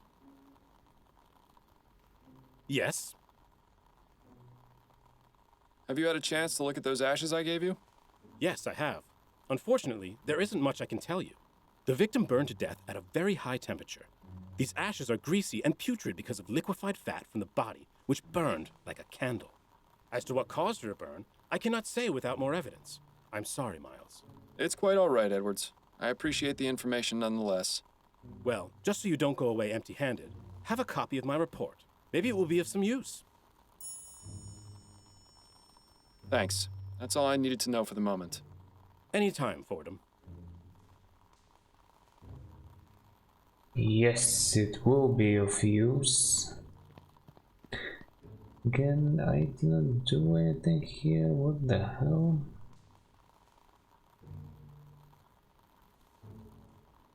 I also can't seem to get any of these. I'm again wondering if I maybe did this wrong somehow.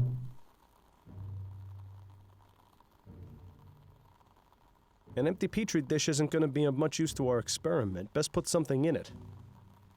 Miles, the petri dish is empty. No point adding the reagent to it now.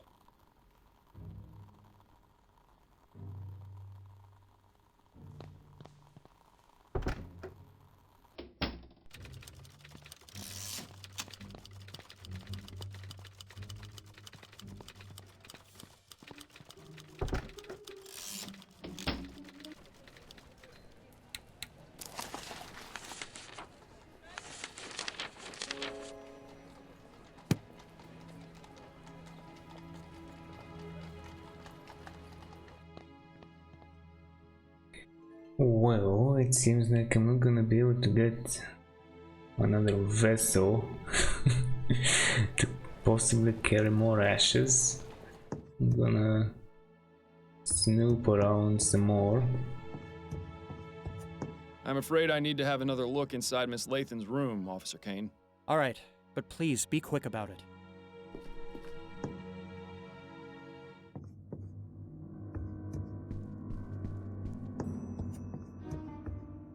Just a pile of ashes. They can't tell us much more than we already know. Looks like this one barely managed to survive.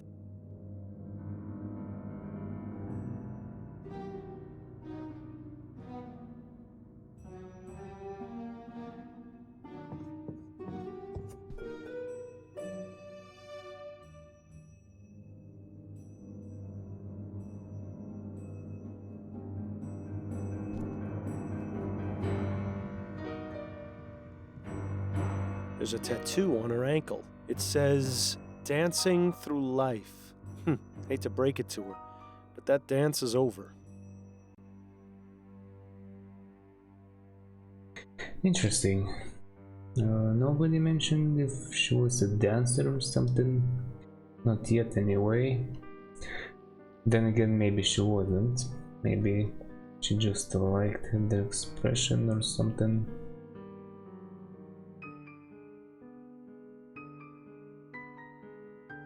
Alas, poor Desiree, a woman of infinite riches, of tastes most fancy. Come to think of it,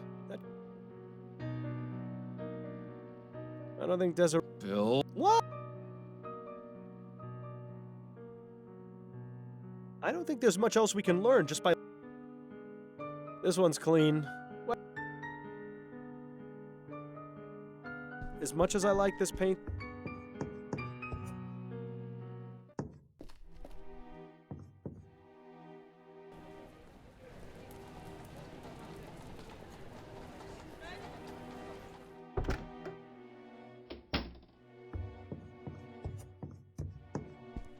Begging your pardon, sir. Yes? Perhaps Mr. Usher will see me when he sees this. Oh, what's that? A report from Dr. Malcolm Edwards, the city coroner, confirming Miss Lathan's untimely demise.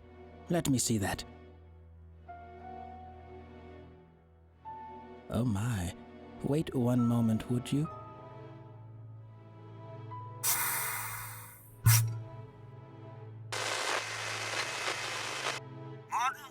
What is the meaning of this? The gentleman who brought that is a private investigator. He's waiting outside to see you. Send him in, then. You heard him, Mr. Fordham. You may go inside and see Mr. Usher. Thank you kindly.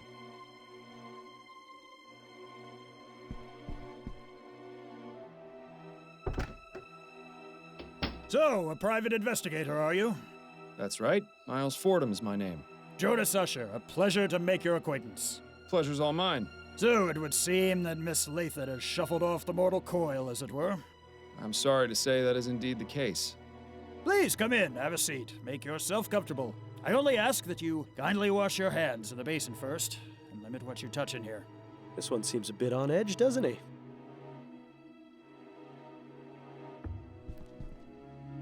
Thank you, Mr. Fordham. I appreciate your cooperation. Adds a nice bit of color to the room. Is there anything more boring than books on law? Just reading the titles is making me drowsy.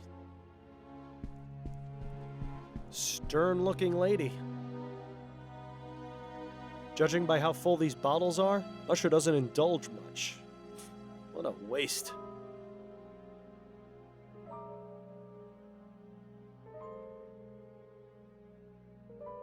Mr. Usher, I have some questions for you. And hopefully I have your answers.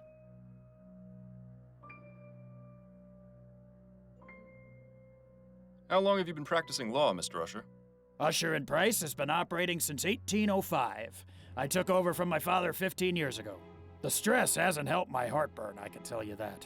Why, just last night I was tossing and turning because I couldn't stand the burning in my throat. That's why I've got these bags under my eyes, you know. Ah, yes. And Mr. Price? He's still here, although I think he'll probably be retiring soon as well. But the law firm has done well over the years, and I have a feeling it'll do even better in the years to come. Oh? Why is that? We're currently beginning a group litigation against Royal Maverick for the Lygia disaster. I'm confident that we'll recover quite a significant sum for the families of those killed. You weren't by chance affected by the disaster, were you? Thankfully, I wasn't, no. Shame. You could have joined the class action and done quite well when we win. You know, I always thought we detectives made our living off human tragedy. Mr. Usher, I've noticed from your rules and habits that you seem to have a particular aversion to germs. Why is that, if I may ask? I've been ill most of my life, Mr. Fordham. I was a sickly child, and unfortunately my condition hasn't improved with age. It's a miracle I'm still alive. That's why I'm so careful about exposing myself to germs. I see. How's my color? Do I look pale to you? Not particularly. I saw myself in the mirror this morning and thought I looked a bit peaked. Also, my leg has been hurting more than usual, which has been cause for concern. Nah, you've really done it, Miles. Yes, well, moving on. What can you tell me about Desiree Lathan? She was a lovely woman. I'm saddened to hear of her unfortunate passing. How long had you been her attorney? She retained me some 10 years ago, I believe. That's quite a long time. Yes, I remember I had just gotten over a bout of melancholia and been able to work in nearly a month. I didn't think I'd make it out of that, but luckily things took a turn for the better. Miss Lathan came to see me, and I've served as her attorney ever since. Would you say Miss Lathan is a wealthy woman? Indeed I would. Her estate is worth a significant sum. Of course, you understand that this is confidential information, so I cannot tell you the exact amount. Yes, of course. Can you think of anyone who may have wanted to harm Miss Lathan?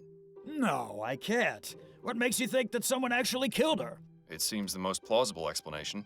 Miss Lathan was getting on in years. It's likely she may have developed a case of pneumonia. That's the most common killer of the elderly, you know. I had it when I was younger. Most unpleasant. Constant coughing, spitting up phlegm, rattling in the lungs. Thankfully, I made a full recovery. But supposing that was the cause of death, how would it explain the fact that her body was completely burned? She was a smoker. Perhaps she was having a cigarette when she died and dropped it on the bed, causing it to catch fire.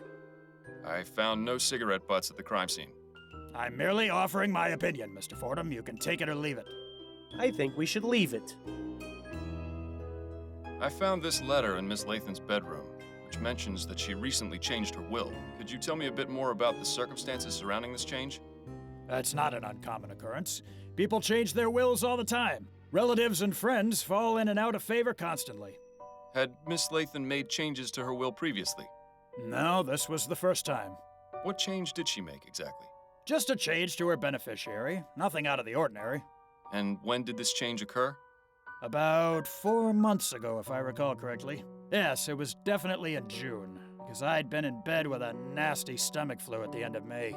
That was no fun, let me tell you. I think I lost nearly 6 pounds from the constant trips to the WC.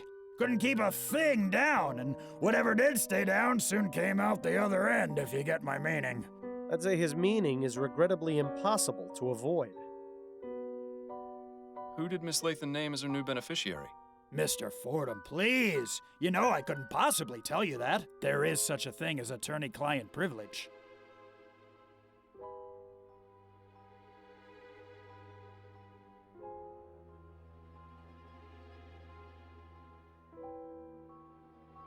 I'm aware of that.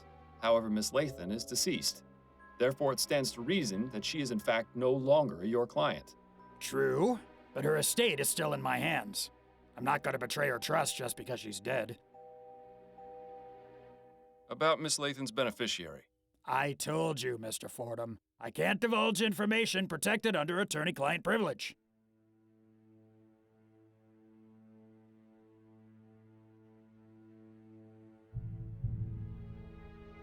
Mr. Usher, if you don't tell me right now, I'm going to sneeze on you. What? I've been very sick lately, and I feel a rather nasty sneeze coming on. You wouldn't dare. Oh, wouldn't I? I really need that information. No! Get out of my office! Not if you don't tell me the name. All right! It's Roger DeVay! That's who she named as her new beneficiary! I need an address, Usher. I can only hold this sneeze back for so long. 775 Public Place in Chumley! Now please get out of here before you infect me! There, see? That wasn't so hard. You scoundrel! You nearly gave me a heart attack! A fine performance, Miles. You've made me proud.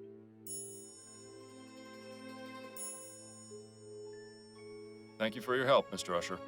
The pleasure is all mine, Mr. Fordham. Jesus. Well then, that was fun, if nothing else. I wonder how I did it last time, but I don't think he would have budged. Maybe I should have saved, I don't know. Then again, I think I can't save well in these. In the middle of a conversation. I think the other option wouldn't have worked. I was hoping the first one would have, but yeah. No such luck. Okay, have me a new address. Let's go. One more name, one more address, one more person to talk to.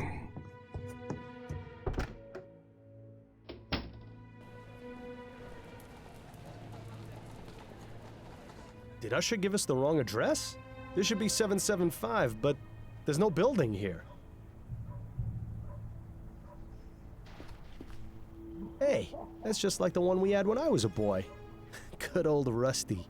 He served us well. Yeah, those aren't half bad. Too bad they aren't finished. I wonder if they're going to be used to keep the fire going. I used to draw funny pictures of rich people on walls too when I was a kid. Never did a lick of good, but it would always make me feel better. Doesn't look like much, but I bet it keeps the rain off. Assuming there's no wind. These aren't in such bad shape, really. As far as the chum goes, this is one of the nicer areas.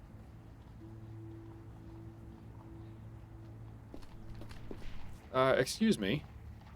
Yeah? Is this 775 Pumblechook Place? Yeah, it would be if the building were still here. Oh, I see. Might I ask you a few questions? You can ask. What's your name, sir? Me? I'm Herman. Herman Shaw. How long have you been living here? Oh, I've been here for ages. Since before the building got condemned and was torn down.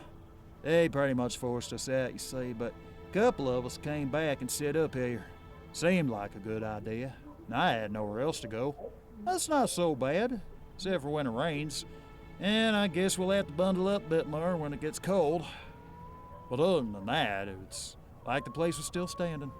There's some of that classic chum ingenuity. Or maybe it's just delusion. What happened to this place? Why was it condemned? The building was old, in a pretty sad state, so the inspectors came by and said it was unfit for living. There was a whole lot of us here. Most were able to pick up and go, but a few of us stayed. Why don't you go to a workhouse? You wouldn't be asking if you'd ever been inside one. It's wall-to-wall people, children crying, sick folk coughing all over you. But there's plenty of that out here, too. Well, sure, but out here, there's freedom. Nobody telling you what to do except the odd copper. Not even many of them in this neighborhood. Besides, This is my home. Just 'cause it's missing a few walls don't mean I ought to abandon it.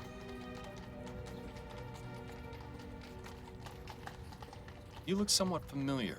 Didn't I see you protesting outside the Harris construction yard? Yeah, I was there. What of it? Were you affected by the Ligeia disaster? Well, nobody I know was killed, if that's what you mean.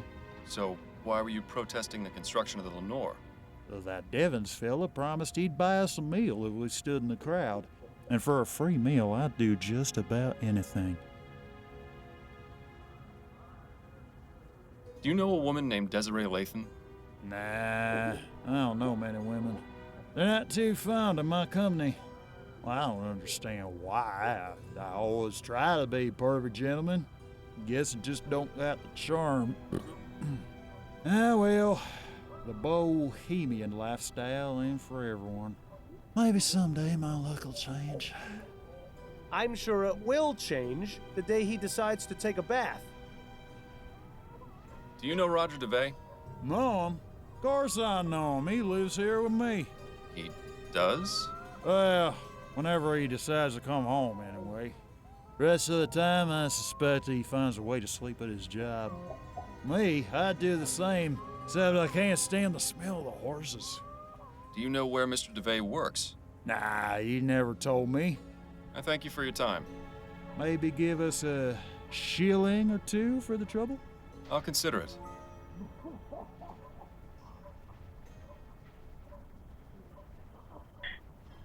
Okay then, I'll consider it.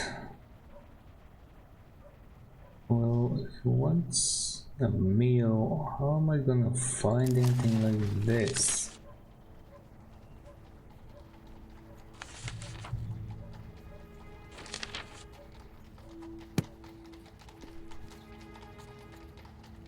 By chum standards, that's practically a four-poster.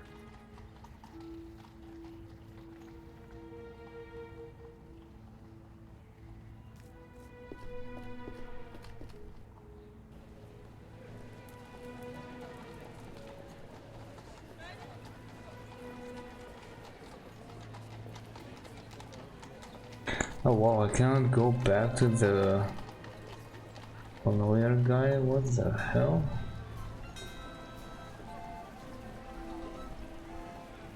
I haven't been to this place recently, I haven't talked to my wife as well. I've gathered some information, maybe she'll know something.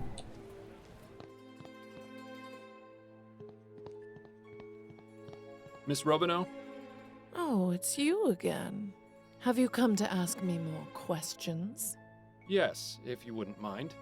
No. Be my guest. Thanks for your time. I'll let you get back to your drink. Thanks, sweetheart.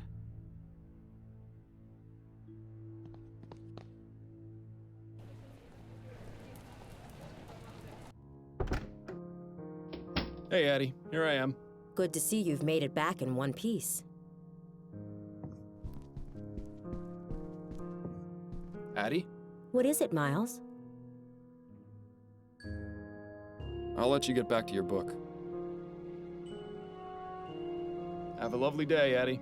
I look forward to your return.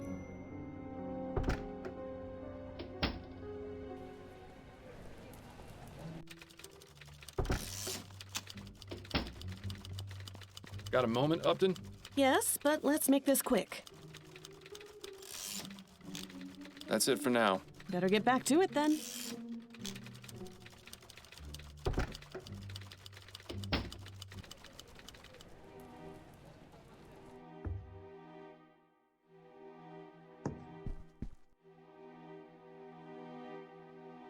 We haven't got anything else to ask him about right now. Nothing else to ask him about. Really?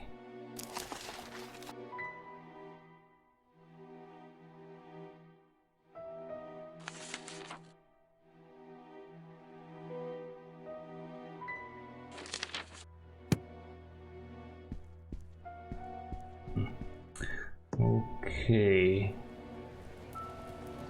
Here's the magazine.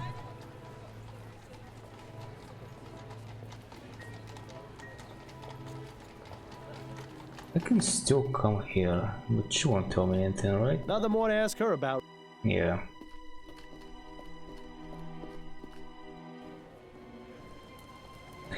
Oh, I never really... I'm gonna try and fiddle with this stuff a bit more. Maybe I just forgot. I mean, I definitely forgot how to do this. Let's see, can I speak to him? He said something. I don't think the good doctor has... Okay, whatever. Edwards keep... I guess I am not supposed to get anything else.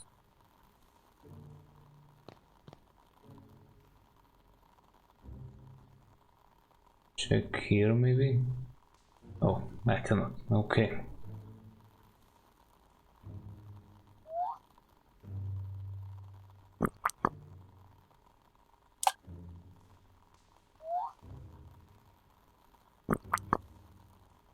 We already confirmed this isn't the right substance, Miles. You're just wasting time now. Oh, so it's forcing it out, so it's none of these.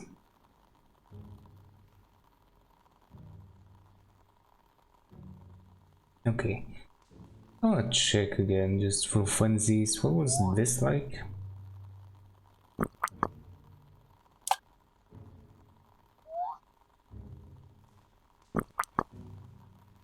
We already confirmed... Very well.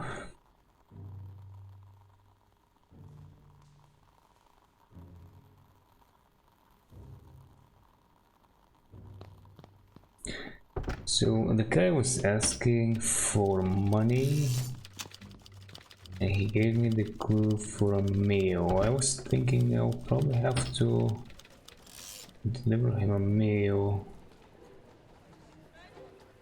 Where do I get one from though? Oh, maybe I'll have to work my charm here. It's possible. I don't think it was, but maybe. Nothing new to ask?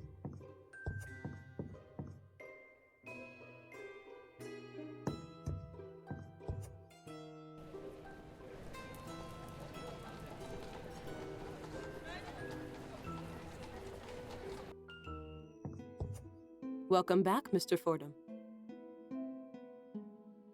I don't think there's anything she can help with. I'll be going now. May this... Yeah, me neither, but I decided to check. I don't think this guy's gonna help me, is he? I don't think I found anything interesting.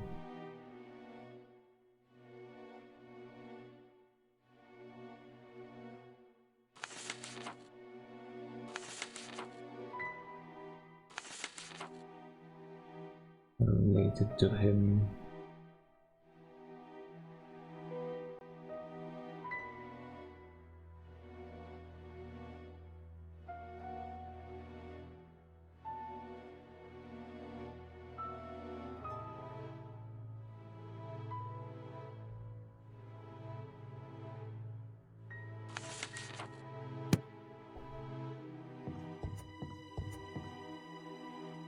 I don't think there's really anything else worth asking him about right now. Damn. That's tough.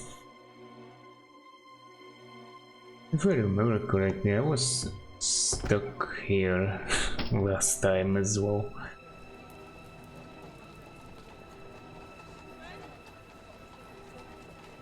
You know, there is I also thought there was something else here with the bag.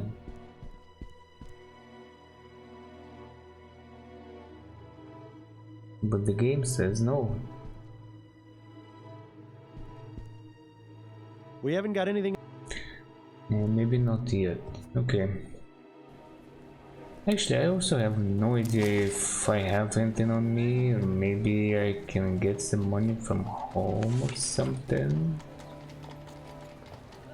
The only thing that I haven't solved is the burned cloth thingy.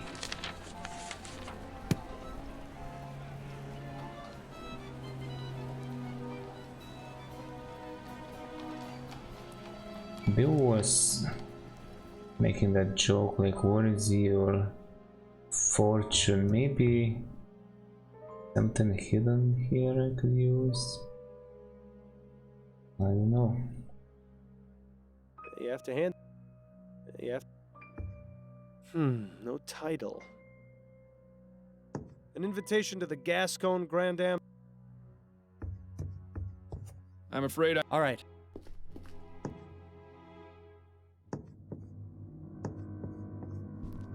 Nothing else of interest in there. Doesn't look as though this fireplace has been used in a long time. I suppose we can rule it out as the source.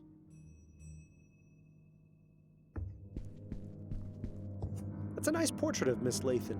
Too bad it was damaged by the fire. The area where the artist's signature should be has been singed and is unreadable.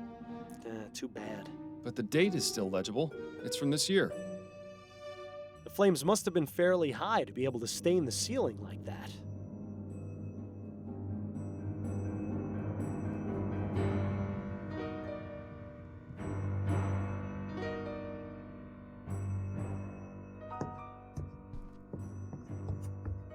Nothing else of interest in there.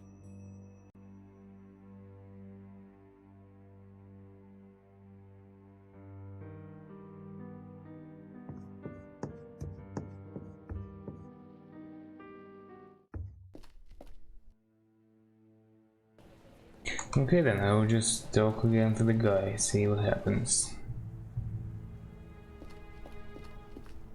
Best not to bother him any further. He's got a hard enough time of it as it is. Okay. Oh, this is getting more and more interesting.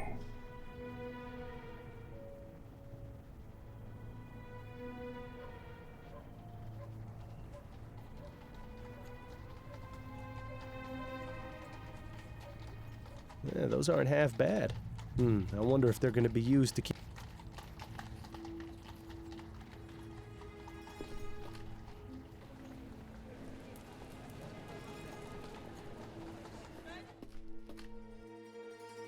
Rats with fluffy tails.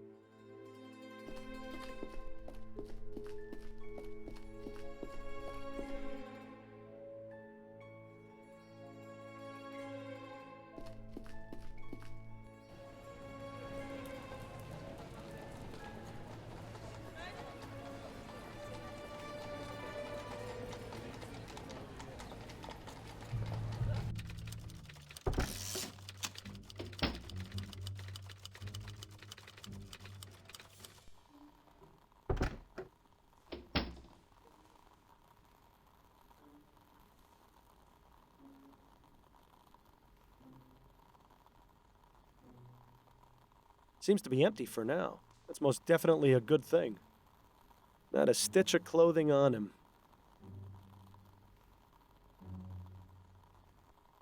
I don't think the good...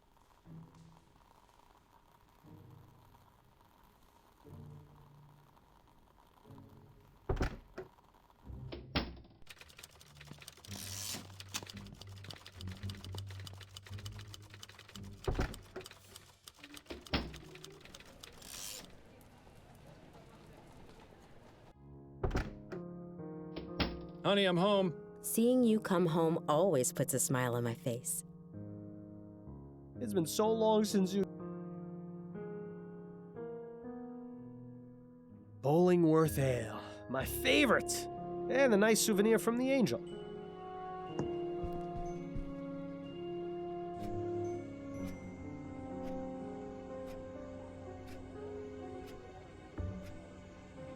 It's empty.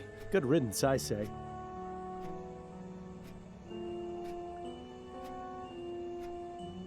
I always liked that self-portrait of Adelaide's mother, even if...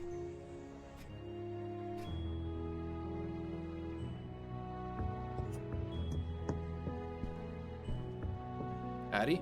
What is it, Miles? I'll let you get back to your book. Alright, well, I tried. Time for me to get some things done. I look forward to your return.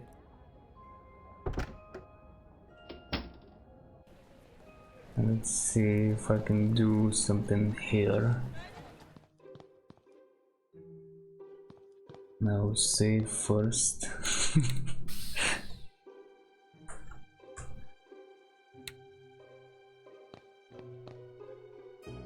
Okay, let's see if I'm wrong.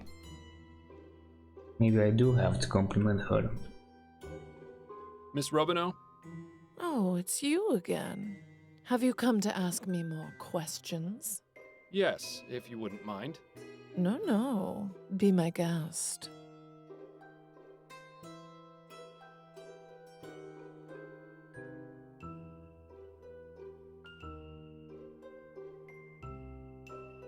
Can I just say you've got the most radiant smile I've ever seen? Oh, why, that's very sweet of you, Mr. Fordham. It's true. Not many women your age still have all their teeth intact. I beg your pardon? I didn't know you were such a master of the high kick, Miles.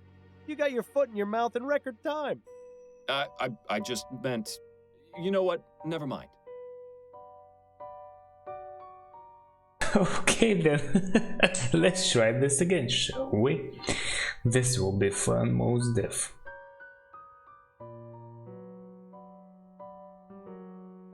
You've really got a great sense of fashion and style. All the other grand dames must be jealous. Oh, you.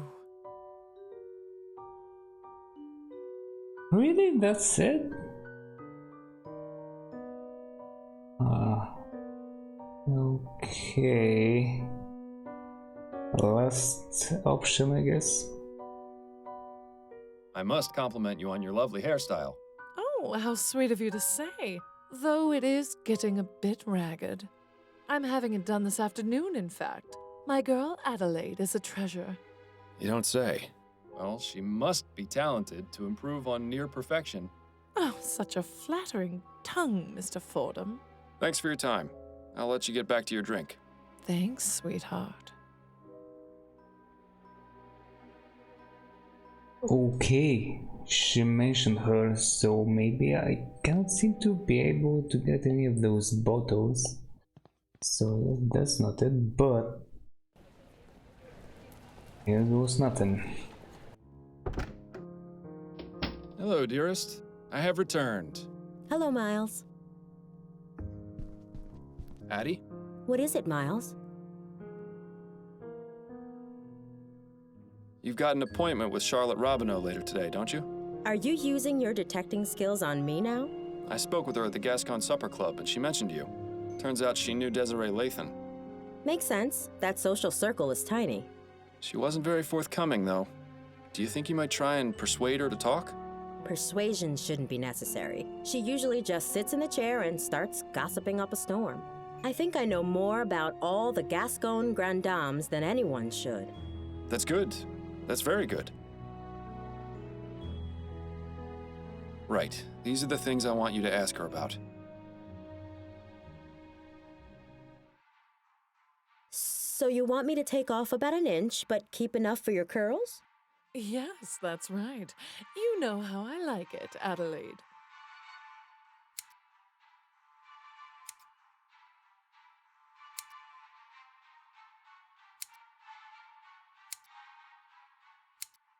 How was the Grand Dame's ball?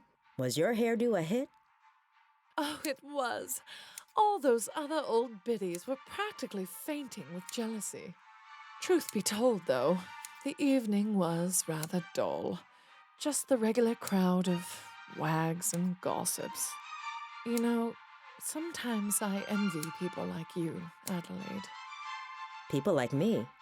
Yes, you know, ordinary people. Being a member of high society can be so draining. One quite lacks a sense of purpose, of ordinary honest usefulness that comes from a good day's labor. Have you done much of that sort of labor yourself, madam? What? No, of course not. But I imagine it must be quite good for the soul, quite grounding. Just being what you are. No airs or pretense. Oh, you've missed a bit there on the left ear. Do be sure it comes out even. Certainly, madam.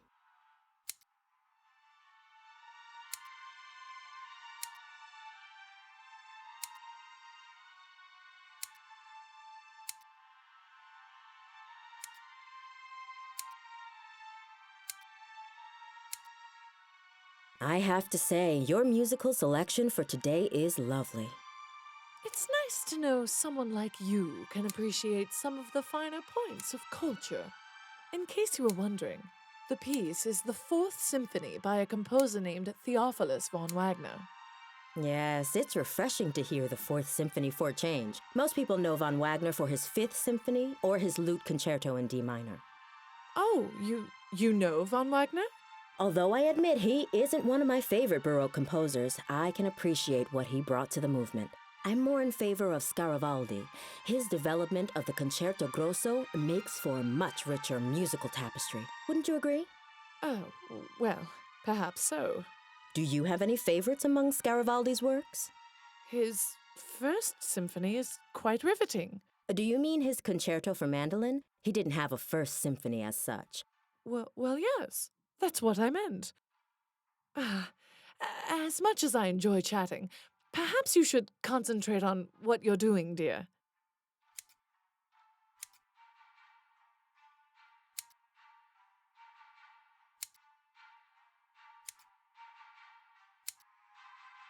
Has anyone special caught your eye recently? Ha! No, I think I'm getting too old for most of the young pups I see around these days. Besides, marriage has proved to be more trouble than it's worth. I'm finished with that whole game.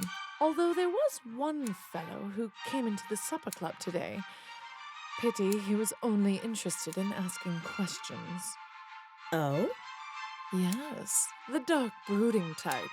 Sleepless nights etched all over his face. Still handsome, though. I invited him to join me for a drink, but he refused. Said it was too early to be drinking. Is that so? Life is too short to be so uptight. Probably for the best he didn't join you for that drink then. I was reading in the paper this morning about what happened with Desiree Lathan. Did you hear about that? Oh, such a tragedy. Poor Desi. We hadn't talked in a long time, but how terrible to think of her dying in such a horrible way. My condolences. Thank you, dear.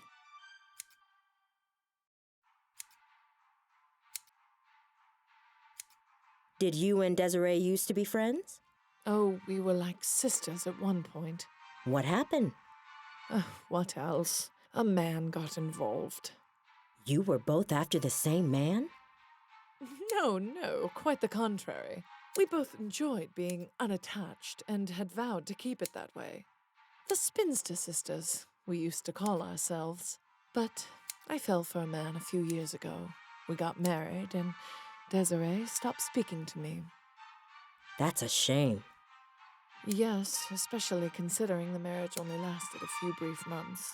I lost both my husband and my best friend. I'm sure there's a lesson to be learned in that.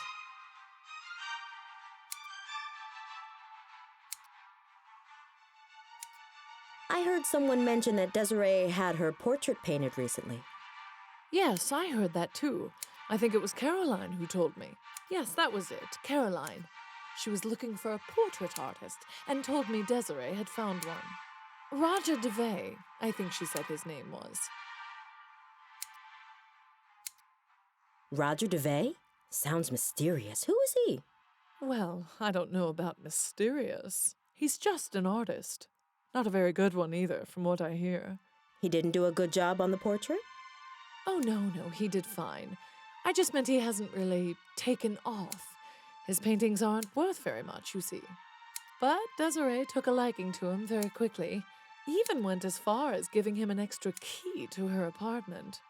If there was anything more going on between them, I couldn't say. But she could have done a lot better, if you ask me.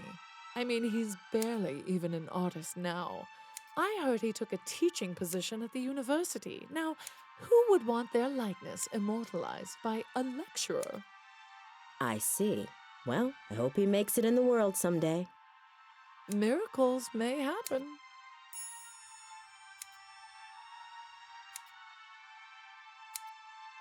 Quite chilly out today, isn't it? Yes, a good day for spending indoors. Probably means we'll be getting an earlier winter. It's a good thing I bought a new set of coats then. Good. I think that's all finished. Thank you, Adelaide. It was a pleasure, as always. Likewise, Miss Robinow. I'll see you next week. And she didn't tip very well either. I'm sorry, dear. She sounds positively dreadful. No more than the other Gascon Grand Dames. I just hope you managed to get something useful from that. Oh, I managed. I was also thinking it matters what I pick, as I wouldn't be able to pick everything, but I was. It was all fine. Alright.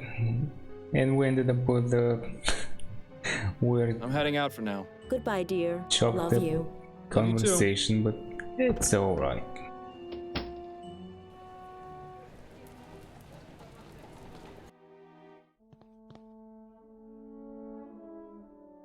Okay then. All the tools an artist would ever need. Brushes, pieces of canvas, paints. There's also several jars full of clear liquid. Interesting. Huh. This is linseed oil. It's used as a drying agent for oil paintings. It would be a good idea to take a sample of this, Miles, especially now that nobody's looking. I'm guessing it's locked, but it probably only contains more art supplies we don't care about.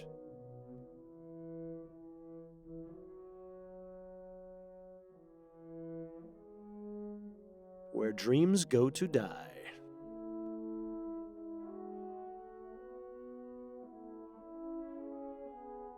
These aren't half bad. Nice to know the students aren't completely wasting their time here. Well, so much for modesty. Ooh, is it warm in here or is it just me? Excuse me. Yes? Are you Roger DeVay? I am. Miles Fordham, private investigator. I have some questions for you if you aren't too busy. Will this take long? This isn't exactly the best time. It shouldn't, no. All right then. Quickly. How long have you been teaching at this university? About 4 years now. And do you also earn money with your painting? Not of late. I haven't sold a painting in some time. But my salary from the university is enough for the time being. Perhaps someday I'll be able to devote the proper focus to my painting. Do you know Desiree Lathan? Desiree? Yes, of course I know her. What happened to her was just awful. Indeed. My condolences, Mr. DeVay. What can you tell me about her? She was a wonderful woman. Sharp, full of life, extremely witty. I only knew her for a short time, but I consider myself lucky to have had her as a friend. How did you two meet? We were introduced at a party and became fast friends. It's hard to believe she's really gone. Do you have any information regarding Desiree's death? No, none at all. It came as a total shock. I heard she was burned to death. Oh, is that true? It is. It's really just unthinkable. Do you know of anyone who might have wished harm upon her? No. Everyone loved her. To think someone could be capable of doing that to her, it just makes me feel sick. You painted Desiree's portrait, is that right? Yes. I finished it just a few months ago. Do you often do commissioned work? Sometimes, but this wasn't exactly a commission. More like a gift. You mean you weren't paid for it? No, I didn't do it for money. It was an honor just to paint her. I see. And did she like the result? Well, she had it hanging in her bedroom and not in her attic, so I assumed she liked it well enough.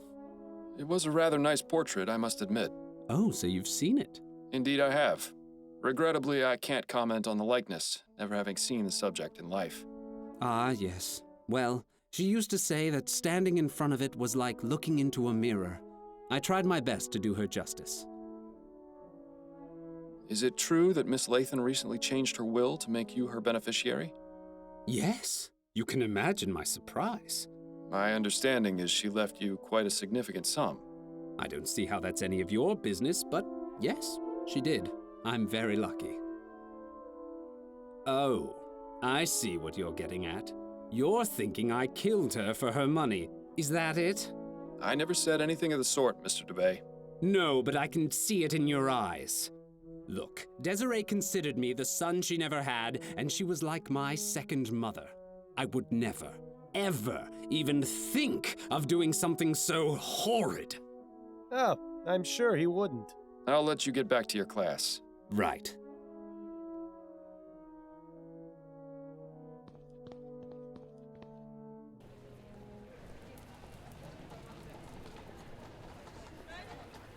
Okay, so there is the sample. Can I do something here? Oh, maybe this guy will provide some more info. May I ask you some more questions? Sure, I ain't going nowhere. Tell me about Roger's artistic pursuits. Well, not much to tell, really. He used to paint all the time when he had his studio in the building that used to be here. He was good at it, too. Shame nobody ever bought his paintings. All that's left now are those two unfinished ones against the back wall there. We used the rest of his spare canvas to make the tent. How did Roger feel about his paintings not selling? Well, how do you think? Made him madder in the March air. Didn't do a very good job of hiding his displeasure either. At least none around me. He always used to say he'd find some way or another to make the money he deserved. Odd. He told me he was content with the salary he got from his teaching job. That's a load of bunkum if I ever heard it. Truth is, old Roger's about as poor as Job's turkey. He'd do anything to make a quick crown. Well now, that's certainly interesting. I thank you for your time. Okay, that was very interesting, but funnily enough, we did not get any updates here. I guess we don't need to, or something like that. I still want to check with the bank, just to make sure. We haven't got anything else to ask him about, right? Nothing else to ask him. Okay, he may be returning, or they actually both may be returning for another case.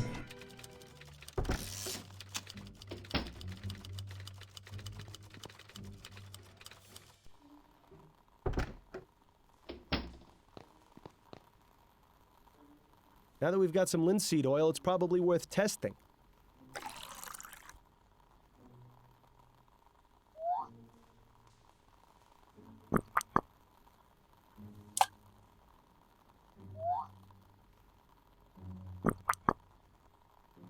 Well, I'll be damned. We've got ourselves a match. I wonder if Edwards knows anything pertinent about this stuff.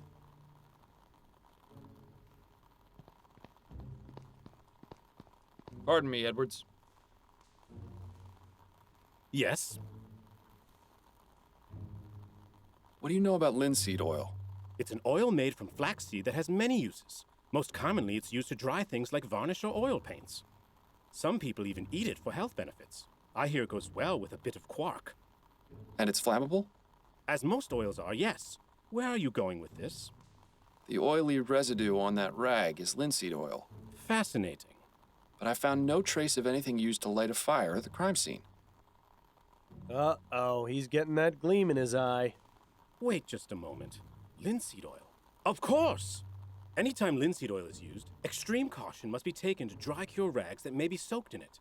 That's because when linseed oil dries and oxidizes, it releases heat. A pile of rags soaked in linseed oil in a confined space runs the risk of spontaneously combusting. How long would this take exactly? A few days, at least. Interesting. It's a rather uncertain means of murder, but it's excellent for appearing accidental. It's certainly not the most far-fetched conclusion you've ever come to. Thanks. That's all I needed to know for the moment. Anytime, Fordham. Well, it's fitting that Mr. DeVay is an artist, because I think he's painted us a pretty clear picture of what happened to Ms. Lathan.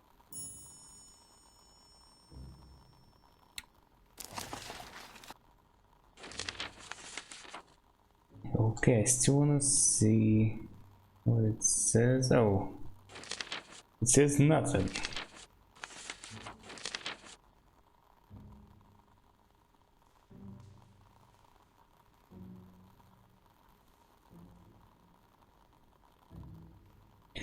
Right, that's exactly what I was thinking. I guess those ashes under the bed would be the rags. I wonder if we can get anything more from that? Probably not. It's all been pretty well burned up. But I'm gonna walk around.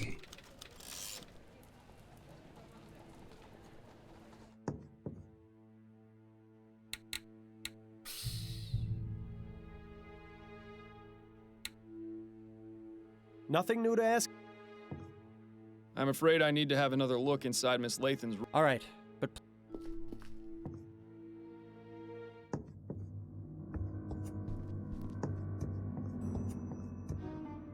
Just a pile of ashes. They can't tell us much more than we already know.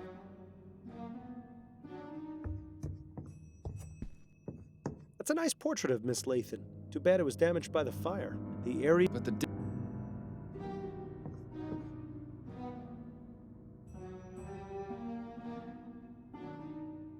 Yep, it's confirmed. It has been confirmed. Nothing here. Okay, I still wanna check with the others. Andrews residence. She won't tell me anything. This lady here, she won't say anything as well. I'll be going.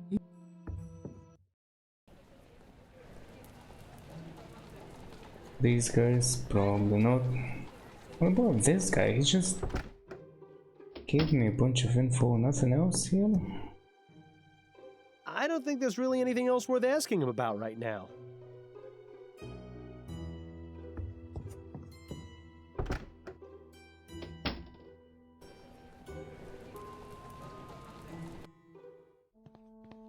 Probably best not to disturb his class if you've got nothing new to ask about. Nope, just accuse and make him mad so he can, you know, run away and save himself. Oh well, maybe next time. Best not to bother him any further. He's got...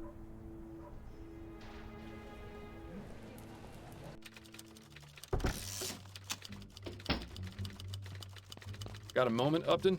Yes, but let's make this quick. I'm done with the Lathan case. Oh? What have you got?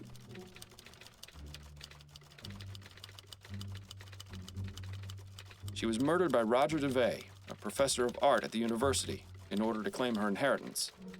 DeVay befriended Miss Lathan and even painted her portrait, but his failure to establish a name for himself and to earn a living from his art was driving him mad. Miss Lathan cared for him as a son, and recently changed her will, naming Roger as her sole beneficiary. Roger knew of this, and decided killing Miss Lathan was the best way to solve his financial troubles. And how did he manage to do so? Desiree had given him a key to her apartment. While she was out at the Grand Dame's ball, he entered and left a pile of rags soaked in linseed oil under her bed. She arrived home drunk and passed out, unaware that the rags were growing hotter by the minute. Eventually, the oil burst into flames, burning a rag pile as well as poor Miss Lathan. How awful. Well, I'll certainly pass along the information. What an astounding series of events. Although I'm sorry you won't be able to gloat to Snelling that you solved the case before his detectives did. I can find other means of amusement, I think. Good work, Fordham. As usual, I'll send anything else your way as soon as I get it. Roger DeVay? Yes, what is it? You're under arrest for the murder of Desiree Lathan. Oh, I see. Come with me. We need to ask you some questions at the station. And you up there, make yourself decent, would you?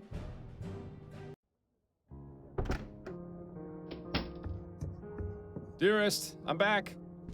There you are. I was starting to get worried you wouldn't make it home in time. In time? In time for what? For dinner at the Rutherfords. I told you about it the other night, don't you remember? I'm terribly sorry, dear. It must have slipped my mind. How you haven't yet been presented a prize for Husband of the Year is beyond me. There's still time for you to get ready if you hurry.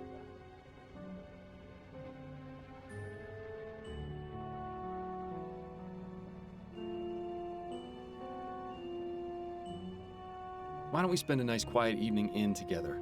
I'd much prefer that. We've had a quiet evening in every night for the past 3 weeks. I need to get out of the house. Then go ahead without me. Please give Anne and Joseph my regrets. So you're just going to sit here at home by yourself? I'll probably just catch up on my reading or try and get some sleep. Maybe I'll get around to reading that story in Brentwell's. All right, suit yourself. I shouldn't be home too late, but don't wait up. Have a wonderful time, my love.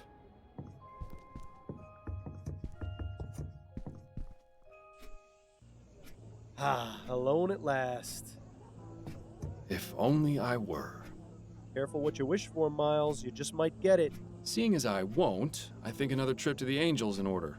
Oh, you're gonna break your word in addition to lying? That's bold. Nonsense. I'll be home in no time. It'll just be a quick drink to calm my nerves and get you out of my hair. I think I need a machete for that fool. Very funny. So, that last case was really something. Classic example of murder for money. Such a shame. Perhaps with Roger in jail, Miss Lathan's riches will go to a more worthy cause, like feeding the poor. You're not listening to me, are you? Oh, right, you've had 2 drinks already. Fine, I'll just see myself out. Copper for your thoughts, Miles? Oh, I was just thinking about a story I read tonight in Brentwell Magazine. It's called The Dissembling Mechanism. Are you familiar with it? Afraid not. Brentwell isn't really my type of magazine. It isn't mine either, but my wife suggested I read it, and it struck a bit of a chord. Go on then. What's it about?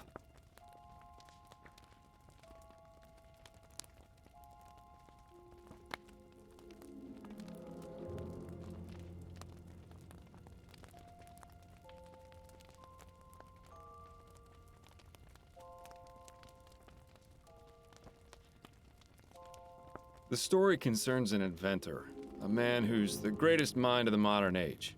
In this story, ethericity's been discovered, and the inventor understands and uses it in his work. Ah, one of those fantastic speculative stories. Anyway, this inventor spends his time creating mechanical wonders, the likes of which the world has never seen.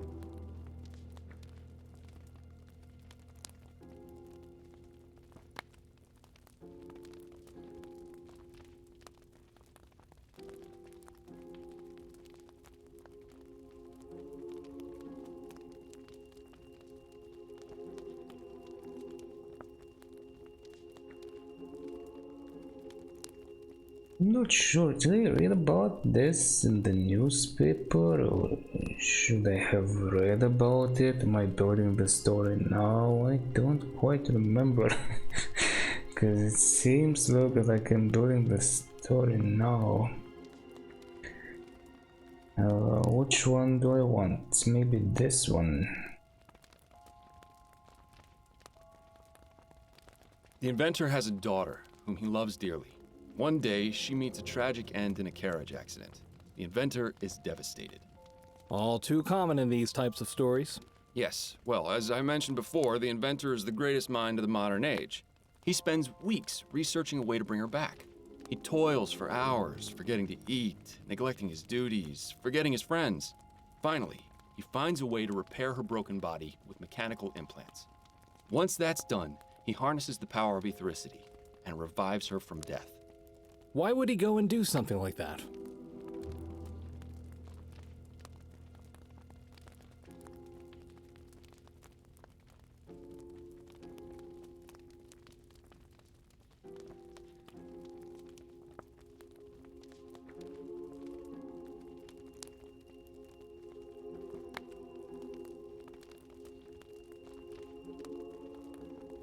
Because the inventor's obsession was fueled by love. He cared so much for his lost loved one that he vowed to do everything in his power to save them from death. Unfortunately, things don't go well. The inventor brings his daughter back, and at first she's confused, wild, With time and patience, he tries to ease her back into the world of the living. But gradually, he comes to realize that this person he's brought back isn't his daughter. Not as she was, anyway. When he understands what he's done, he flies into a fit of madness, and he kills both his creation and himself. How tragic. He also leaves behind a note which closes off the story. I can still recall the exact words. This dissembling mechanism hath not the vital breath of she whom I loved. It is not her. I have formed but a vain, mocking shadow of what is forever lost. That's one hell of a story, Miles. As I said, it resonated with me quite deeply. Same here. I can tell you, I'm glad that ethericity crap hasn't been discovered, or else this sort of thing won't just be in stories. You mark my words. Yes, I suppose that's one way of interpreting it. I should probably be getting home. One last gin for the road? Ah, hell, why not?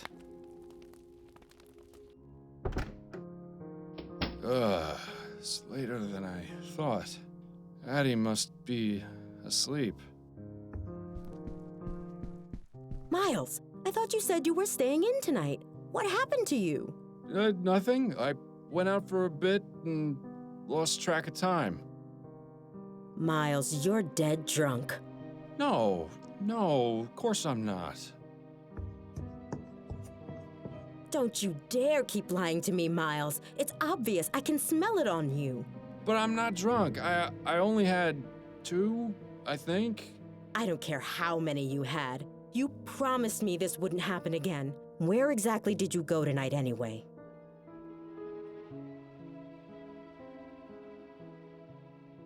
I was at the Angel. The Angel? But why would you go there?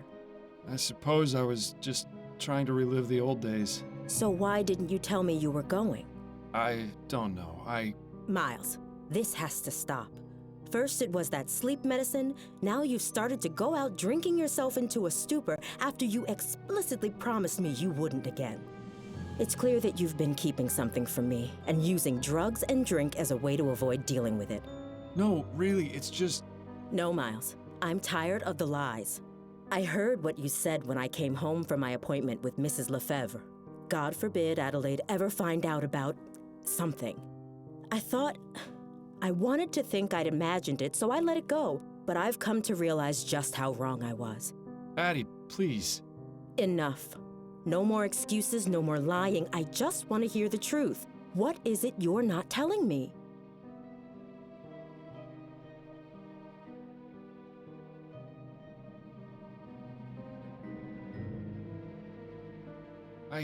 I can't tell you, Addie. I'm sorry, but if I do, you'll think I'm crazy.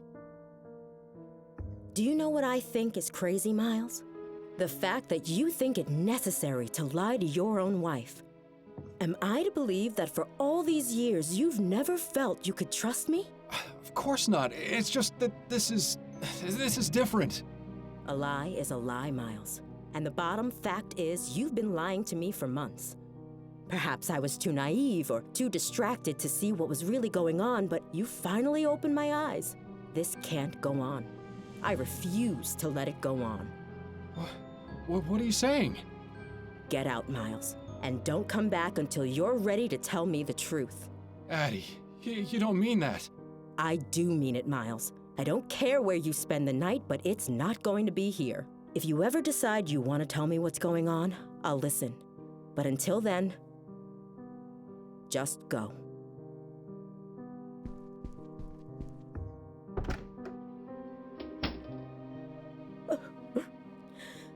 Oh.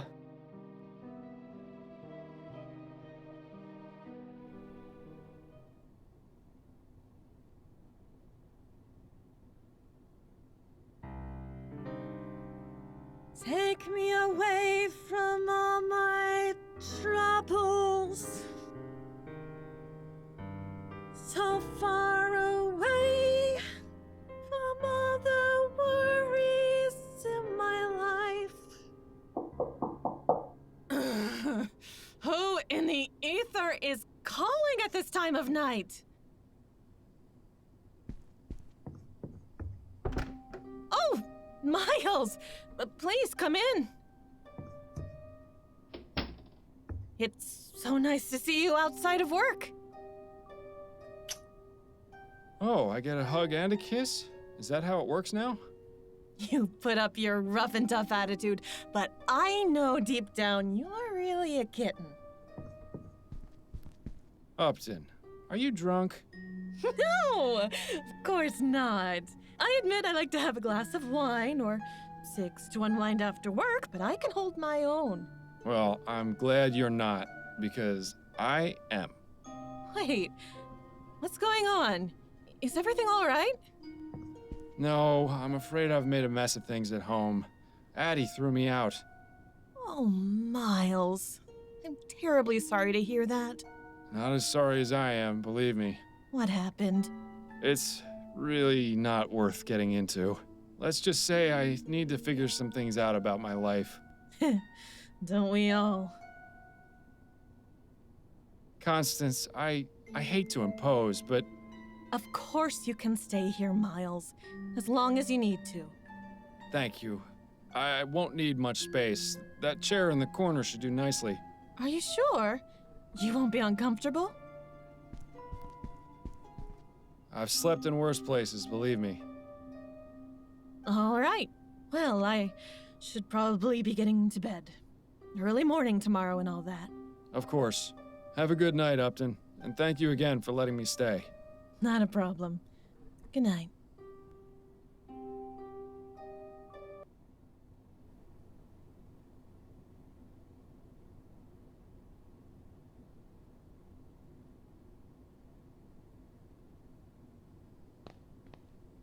Election night. The perfect opportunity to switch out one rich swindler for another. Don't know why you're wasting your time. It's not as though the Prime Minister actually does anything. It's oddly quiet in here. Maybe my mustache drawing campaign had an effect after all. Good evening, sir. Are you registered to vote? Yes, I am. Here's my registration card. Very good, Mr. Fordham. You've come at an excellent time. Go ahead and step inside a booth. Take as long as you need. Thank you, young man.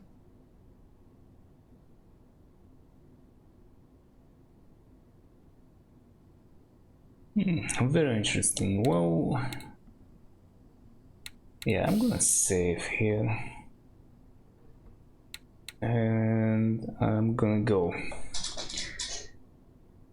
So that's it for now. Thank you very much for watching, and until next time.